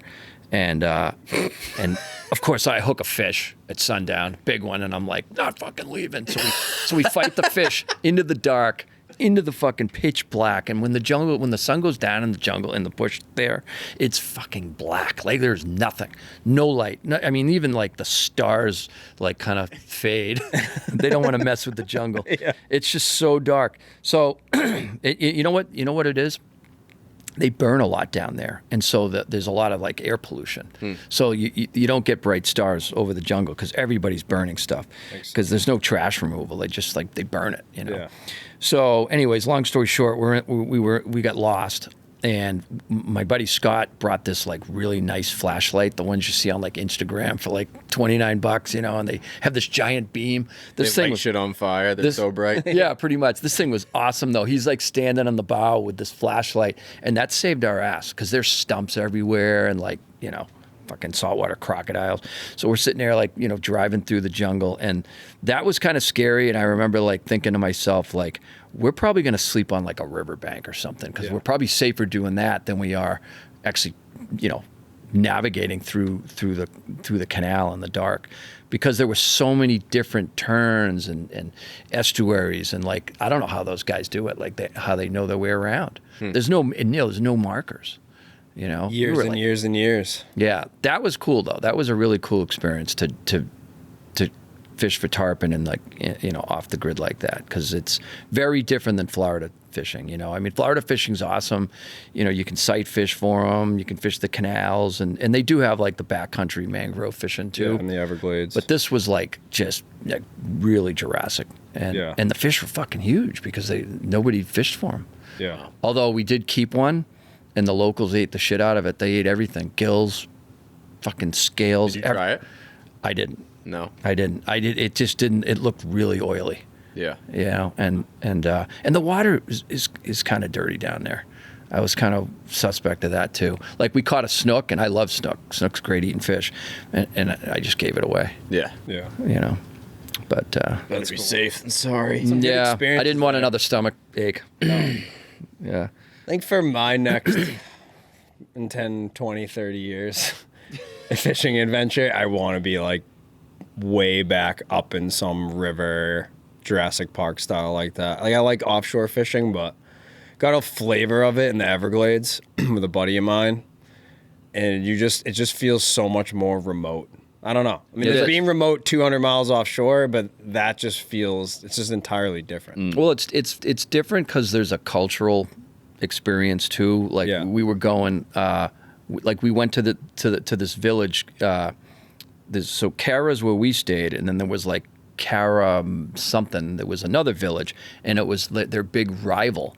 And baseball is how they basically play down there. Everyone plays baseball, and they take their baseball seriously. So we went to one of the games, and they're wearing like full uniforms. Like we're in the jungle, and they're wearing like cleats, like baseball pants, hats, the full uniform, chewing, wads of chew, at the whole 9 yards. Wow. And umpires, strike.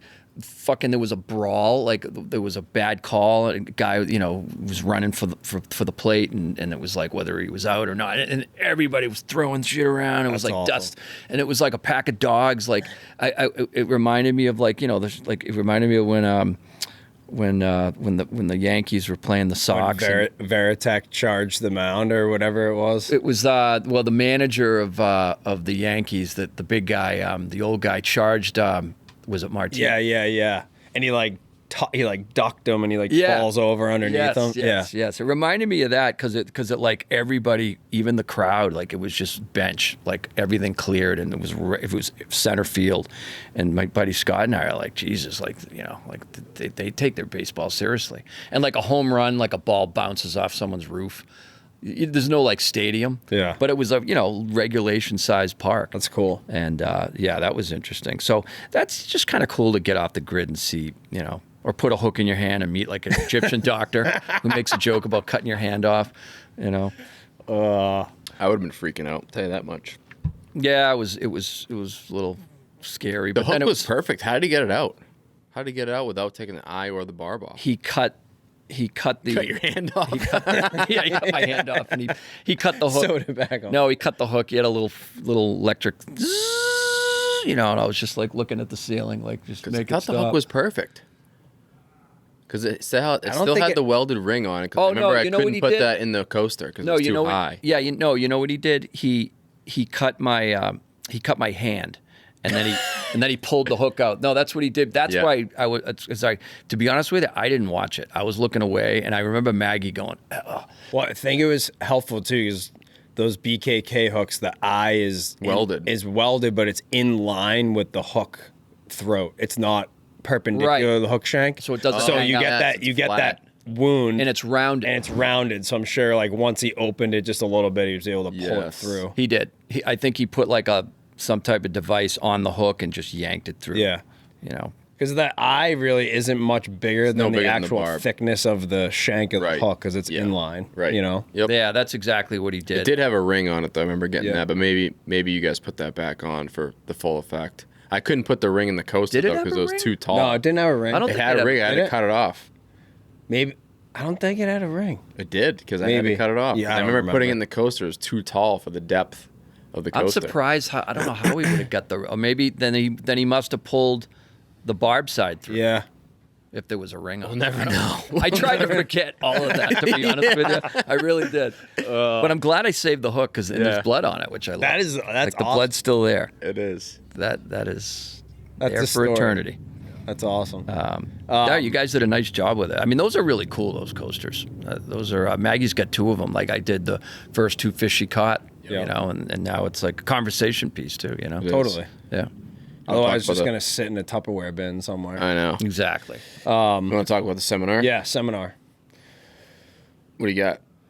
I mean, What's new and exciting for the seminar this A season? lot of workshops, a lot of hands-on workshops for guys that are interested in knots, and we got a scale machine this year. That's cool. Matt Paraccio is really stepping it up. We're going to do a lot of, we have a tank. We're going to show like different lines, different fluorocarbons, what really has, what really is stealthy and what isn't. We're going to test breaking strength of line, kind of show people what happens if you do get some abrasion, if it does counteract the integrity of the line or not, like bill rash, that kind of stuff. So we're going to do a lot of that. Knots, testing knots, probably do like 5 different knots.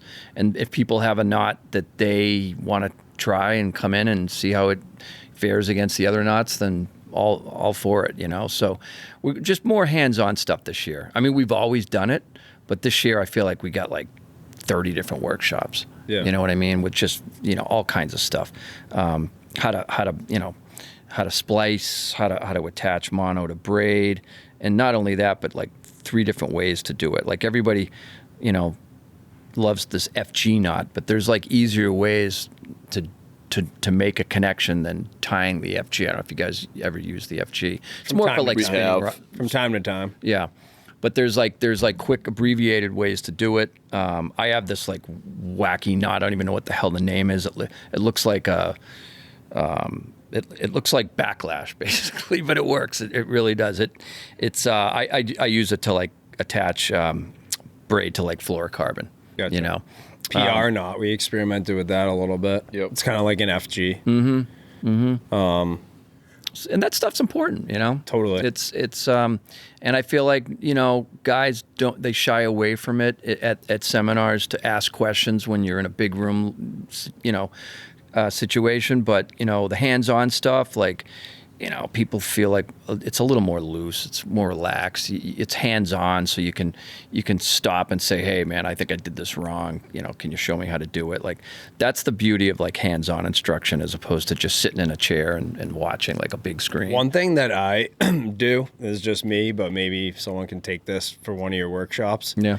Is, instead of paying a lot of attention to like, like a 12-turn FG and like the actual steps to the knot or the rigging or whatever the person is doing in front of you before you give it a whack, pay attention to like how they hold things in their hands, how they're holding the tag end, between their pinky and their thumb, or, just the angle that they have the line when they're pushing, the needle into the hollow core, like the actual mechanics of their hands and how they, do what they're doing, and also how they're going to set up their workflow for tying the knot is almost more important than like the actual knot itself. Yeah.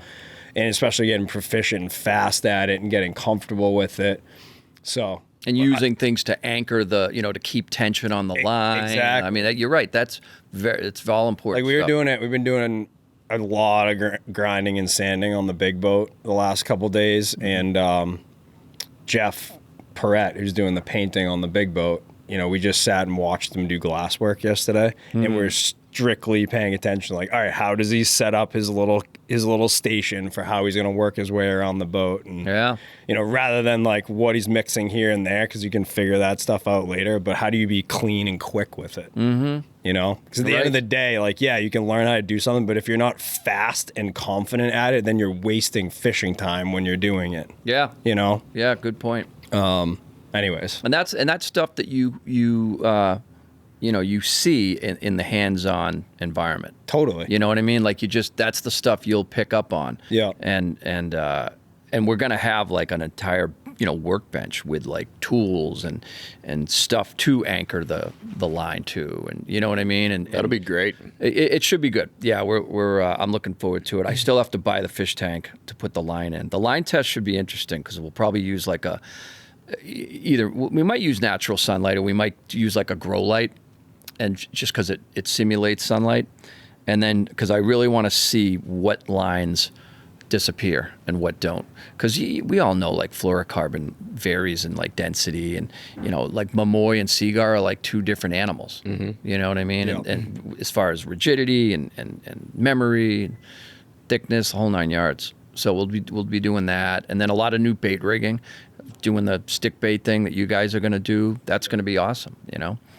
That's that was one of the taboo subjects for a while, that there were like 5 commercial guys that didn't want me to do that workshop, you know, and you know them. I won't use names. There's no secrets anymore. There's no secrets anymore. And the thing is, honestly, people are doing it anyway. So it's like And everyone overthinks it when they're not out there fishing for tuna 100 days a year, and then they hear about stick baits, like they don't know when to implement them. So then it becomes more taboo as to like how they're like stealthy and they're gonna get bites. Like it's really not it. It's more or less. It's not about the stealth. It's not about the stealth. It's about the presentation. correct. You know. Yeah. But we're looking forward to that. Last year was our first year doing hands-on, and that was probably our favorite part of the seminar. Hacked in our little workshop. Yeah. Well, that's why I if you're cool with it, I have 2 just in case. That's fine. Yeah. Just Totally. because I have a feeling it's gonna be packed. Yeah. You know, and I'll be in there with Billy to help you guys out to get stuff set up and but no, that's gonna be good. Yeah, there's a bunch of new topics. If anybody who's listening is curious to check them out, you can just go to the seminar website, and the entire itinerary is posted. So all the times and speakers and It is well worth the money going. I'll tell you that much right now. it's a lot of information. Even for veteran people, like you're gonna pull something new away from. 100%. Even just connections, walking around booth to booth. Mm-hmm. That too. You know I walked last year with a few new phone numbers that, you know, helped us along the way throughout the season. Yeah. Yeah, there's going to be a lot of vendors. I think we'll have, 54 vendors this year. You know, J&B Tackle will be there, setting up the store. So it's a great place to learn and to also see what's out there, like new products. There's a lot of new tackle. Like Jack Springle's going to talk about some of the new rod technology because that's a big subject. Like I feel like the spinning tackle world has really evolved over the past 5 years.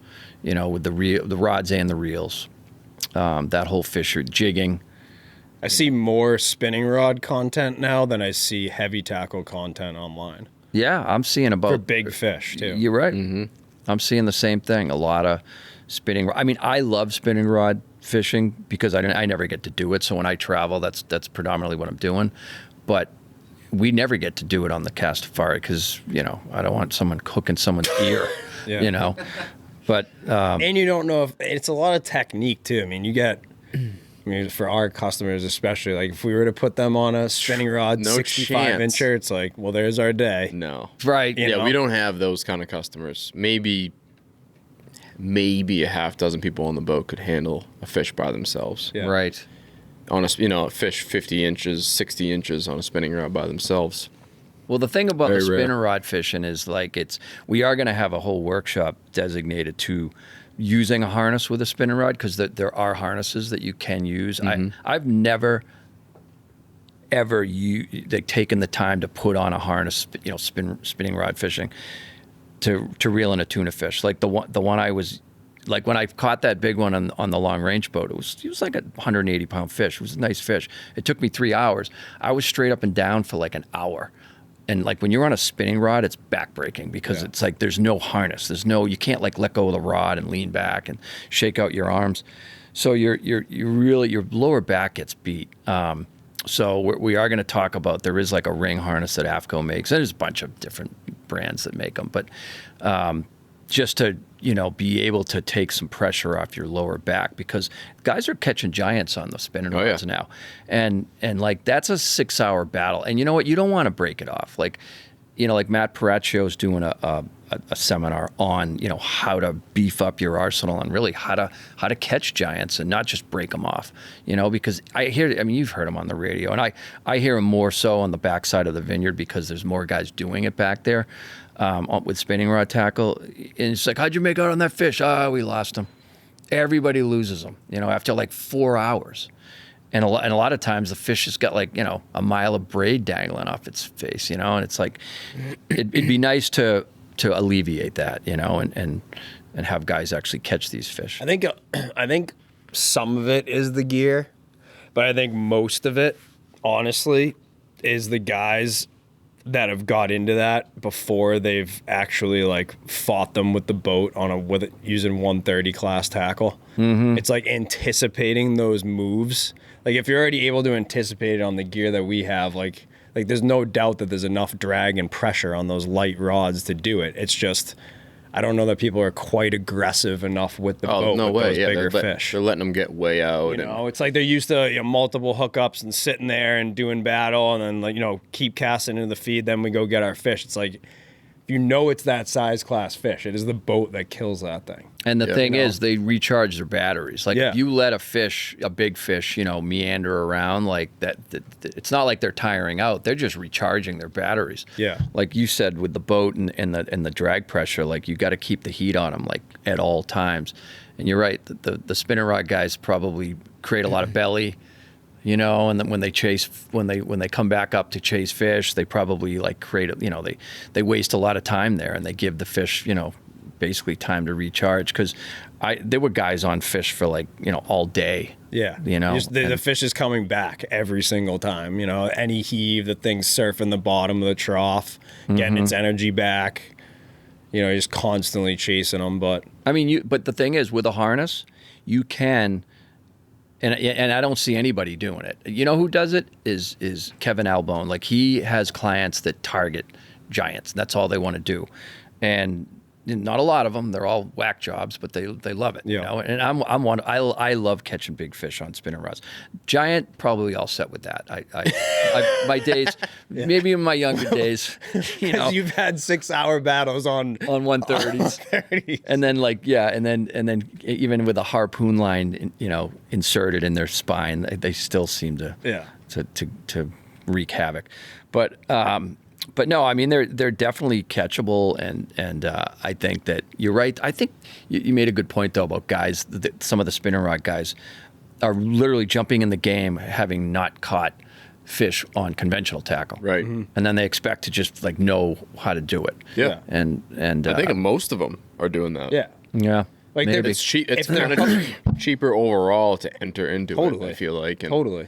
Seems to be more exciting to chase a feeding fish, and the fact that they're not generating prices like they were 10 years ago, that's another thing. It's like if we lose it, who cares? Like it's only a $2,000 fish.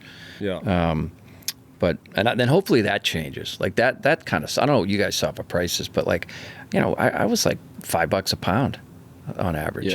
Yeah, we had some bad ones. We had some decent ones, but we had some bad ones. 3 to. I think we had one like 12 or something. Yeah, ish, somewhere. Earlier in the year, maybe. Our best prices are always like July. June and July. Yeah. Yeah. Like everyone says the fall you get great prices, but no. I swear that's when I fish. Early in the season we get the best prices overall. You know what's funny? The best price I ever got was early season. I think I was fishing near you guys. I had Scotty with me and we caught like a bank fish. I think it was like 2 a day, and we caught 2 small, like 74-inch fish, and we got like $16 a pound. Yeah. For them, and that was it. That was the best I ever did on prices. This is just that was June. Me talking, but we killed a few up in Canada this year, and then obviously killed some down here. Same time of year, the quality was not even close to like the different same. Species of fish. Not even Really? like the fish up north. The quality was absolutely insane. And you think it's because of the herring? And there weren't no herring there. They were eating mackerel. It was all mackerel. Oh, all mackerel. Every single one of them was a barrel, perfect looking meat. Interesting. And then same time of year down here, we're getting meh prices. Like, they weren't doing that much better than us, but they were at a steady like $8 to $12 a pound or more on most of their fish, American, and after doing exchange and all that. But every single one of those fish, you get a couple sunken belly ones that came in. But they still look better. Yeah. Quality, meat wise. They definitely That's did. interesting. They Maybe not definitely appearance. did a little. It seemed to me like they did overall better on prices than us, but the quality definitely spoke for it. Like it was absolutely gorgeous fish. Yeah. It's It's like our December fish, but they're catching them in August. in October. I wonder how late the fish will hang. Obviously there were guys getting bites in December. I was surprised the quota went on as long as it did. There were guys fishing for right up until Christmas. It was almost. rough though, Yeah. from what I understand. Yeah. I didn't even fish And it was this cold. December. It was cold. I didn't either. I had the boat out. In until December 1st, and then it was like 18 degrees, and I was like, done, all set, you know. But there were guys that were fishing, you know, right through that. But I wonder, my question is, I wonder how long those fish stay, because the bait's there. Yeah.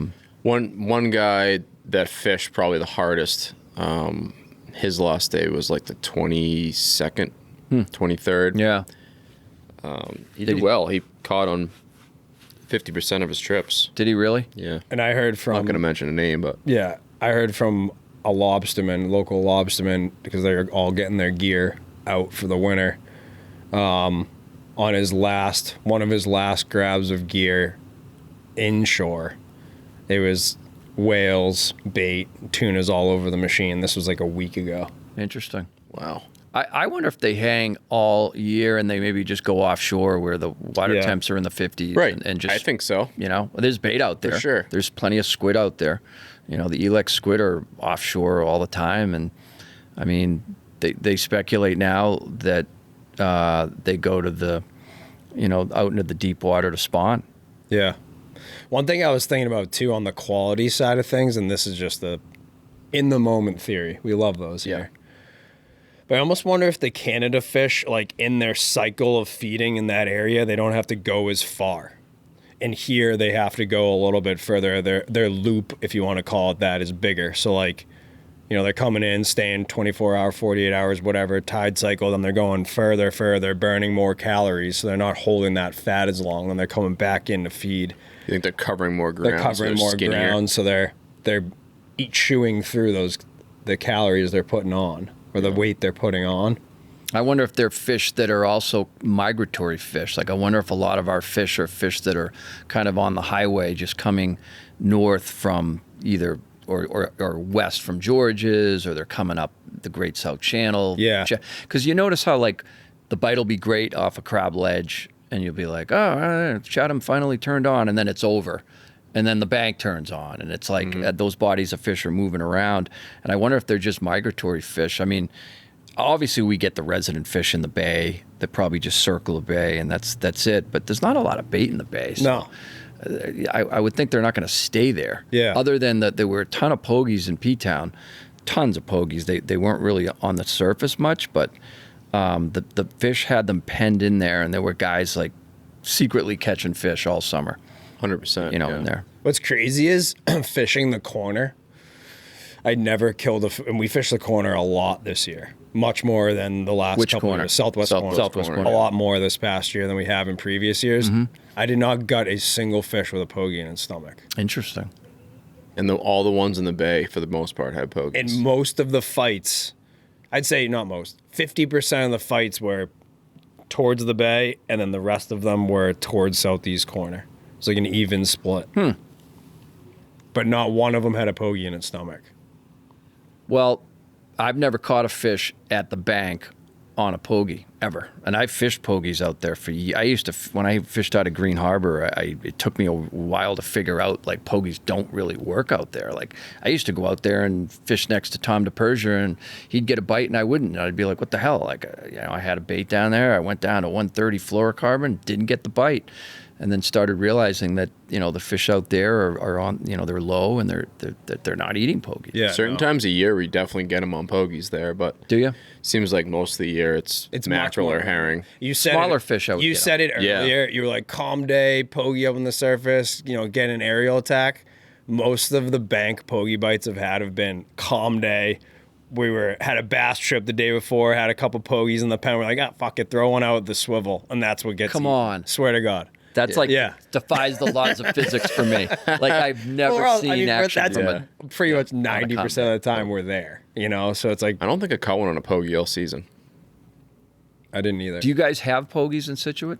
Do you have them there? Some years we have them out front. You can snag them, Yeah. get them, you know, against the beach. It's sporadic. There's just not But enough in they the don't harbor hold. specifically. There's no real. It's not like a sandy harbor. Yeah. get 'em- It's all mussel beds and pretty deep. You know, it's Yeah. not like that shoal that they love. Yeah, they love those like muddy like flats. Like Plymouth is perfect for them. They go in there and And Boston. Boston Was loaded. yeah.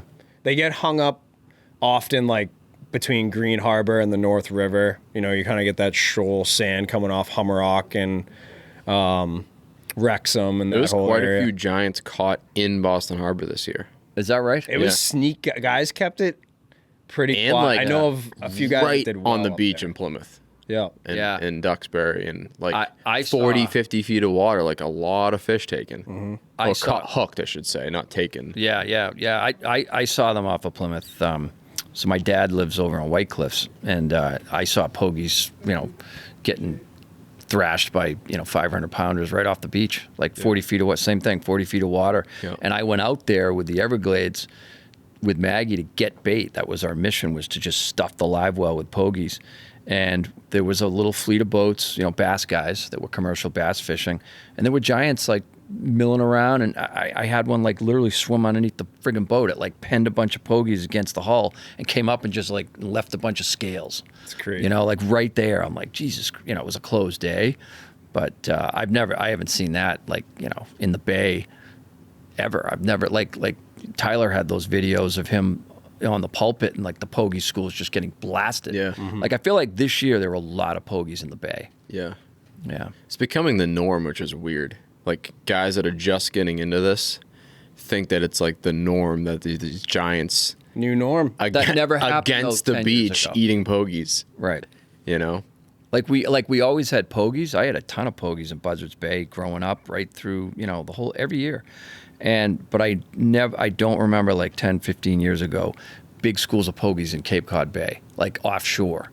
And now you don't always see them on the surface, but they're there. They're all over. You just look at the finder, and that's basically when I fish the bay. That's what we're looking for. Like you guys too. Like we're looking for that bait, and it's always there. Mm-hmm. And it's funny because I was out fishing the bay. I don't know, probably in August when we started, and I marked a fish, and then I marked a pot of bait, and next thing you know, I looked back behind the boat, and I saw like something weird in the water. I thought it was a whale. It was a big school of pogies that had like kind of get pushed up by that fish that I marked, and next thing you know, I saw them all go, and just vaporized, and then we got a bite and pulled the hook instantly. But it was cool to see, it was like they had been there. I was like, I wonder what that is. It's got to be pogies, and sure enough, they came up. This was the first year. I mean, we've had the mackerel rafts and had them all over the surface. Correct me if I'm wrong, but we had the most bites this year off those mackerel rafts than we have in like the past 2 or 3 years. just like on the bank and stuff. Yeah. Like where you'd actually see the Tornadoes ball of max coming mackerel. at you, and you're like, that one definitely has fish on it. Whereas in years past, you just see the max doing their like sand eel feed thing. You can never really Right. tell there was a tuna on Yeah, it. they were like pushing. Like Oh, they they were were like it was tornadoes. like vortex, Yeah. like 100% bait ball with a tuna around it. Yeah, almost like a school of pogies. Yeah. Exactly. Yeah. Yep. And we were mistaking them, but then you get up on the roof and you could tell like it wasn't that They're mackerel. brown cloud. It was like those little Even inshore like that. Like Yeah. guys were getting harpooning fish on mackerel bait balls. Really? With tunas in like 50, 60 feet of water inshore. Interesting. I mean, it's good to see that we have the bait because, there was a bunch of concern for mackerel stocks. There still is. That just blows my mind. I know. I'm more concerned for the herring because that's our favorite, and it has definitely. Yeah, the herring I heard were kind of hard to come by. Yeah, it was like we had our like 2-week window again this year, but that's all it seems to be now. It's like And is that still an early morning thing where you just got to get them early? Pretty Yeah. much. Yeah. False light into as soon as the sun comes over, it's hard to get them. Interesting. Yeah. There is some weird thing though midday that you can catch them. Have you noticed that?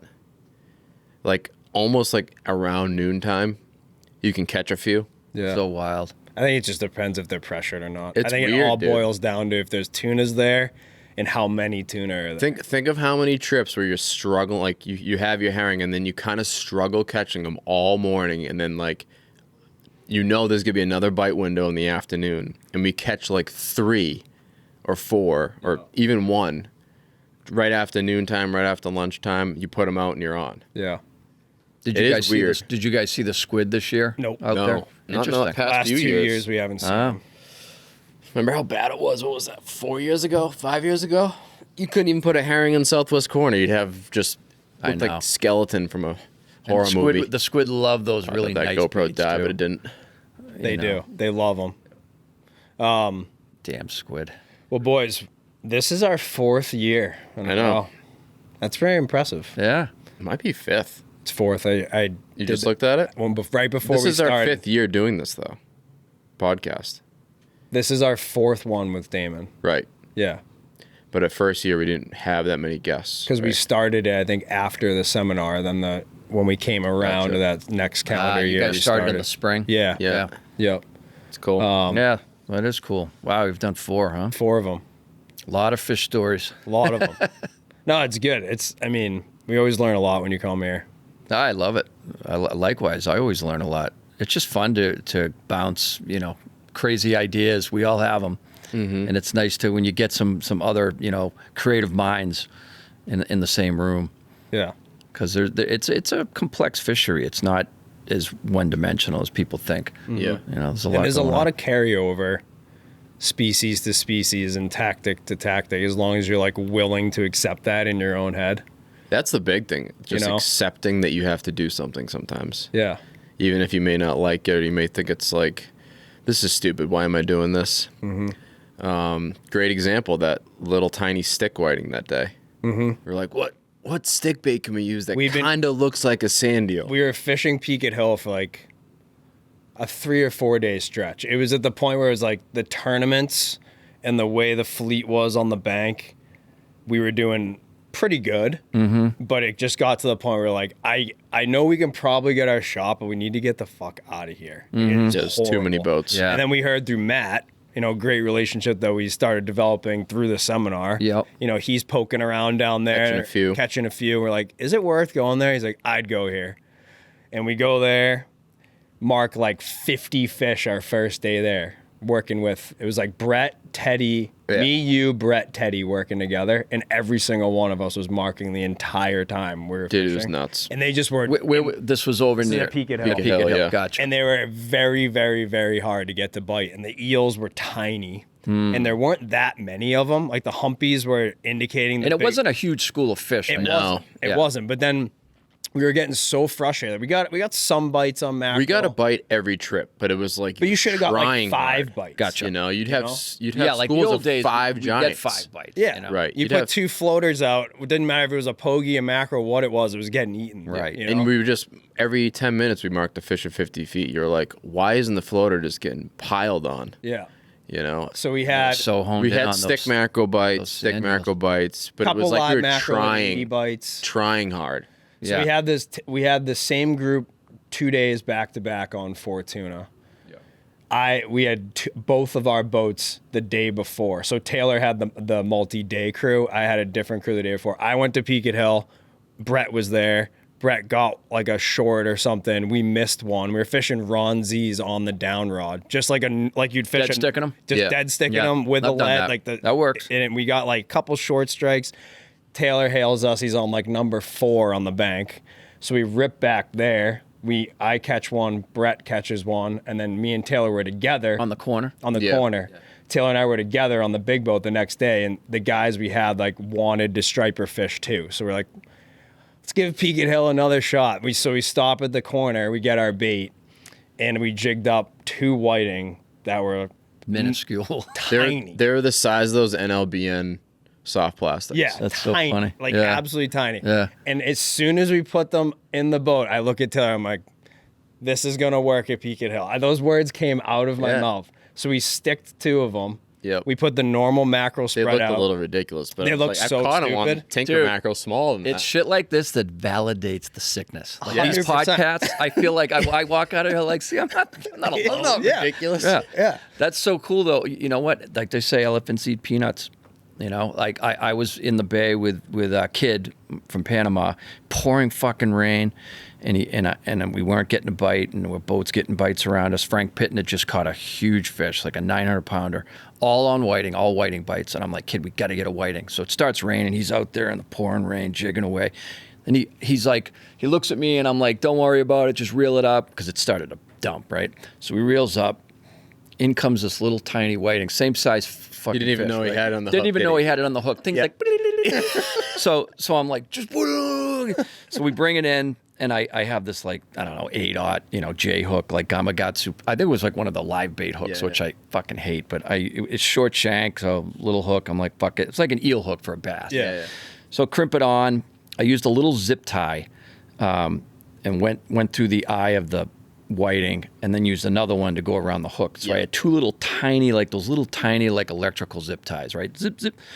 Dropped it in the water. The whiting was so small, like the hook like turned the thing sideways, and it was like just drifting down. Sent it down, and we were marking fish. That's what was driving me nuts. So I sent it down.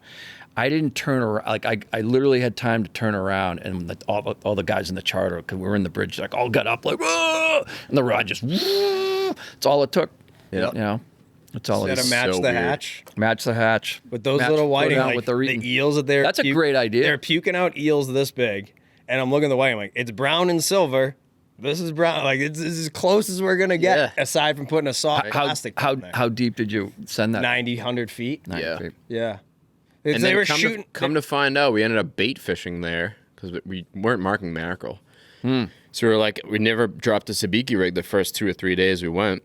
Just assumed it was all eels. Assumed it was all eels. We dropped down, and what's on the bottom? Little whiting, this big. Interesting. So that's the other thing they were eating. So try it all. That's the tip of the day. Yep. That's been 2 Don't be hours. afraid to try something a little wacky. Get to the seminar. Get your tickets if you haven't already. It's going to be a good one as always. Thank you so much for jumping on this again. Thanks for having me, man. Much appreciated. Always a pleasure. Marco in the background. Thank you too. Go. Marco will be at the seminar. We're gonna behind the attempt- scenes. Are we, He's like are the we keeping Wizard this a of Oz. secret? Yeah, we're keeping this a secret. Oh, that's true. We should announce. Are we? So we're keeping it a gonna secret? do. We're still like super refining how we're going to approach it technically, but we're doing a Q&A up on the big stage with some of the keynote speakers, and then Taylor and I were going to moderate it like a podcast and record the whole thing. Should be cool. So Basically, to allow the audience to interact and comment as well. And we're basically going to try to focus on like the crazy things we do, like we just talked about, to get a bite. yeah, You know what it takes to get a bite. What it takes to from get a bite. some of the best minds in the game. So get your tickets Should if be you fun. haven't already, and thank you guys again. And we'll end this on OG's 3 words of fishing wisdom, if I can remember, because I've been in infant mode for the last month. You can remember. I believe in you. Just remember, you can't catch them if you don't have a hook in the water. Always trust your instincts. And the last one, you'll have to keep listening. Stay tight, everybody. Thank you very much for tuning in to the SeaBros Fishing Podcast. If you would like more information about today's guest, our episode, and show sponsors, or if you want to order hats and apparel, please visit our website at SeaBrosFishing.com. You can also stay up to date on all the latest SeaBros Fishing content and podcast episodes by following us on Instagram at SeaBros Fishing. Finally, to book a trip with us through our family-run charter fishing company, please visit massbayguides.com or see our latest updates and fishing reports by following Mass Bay Guides on Instagram and Facebook.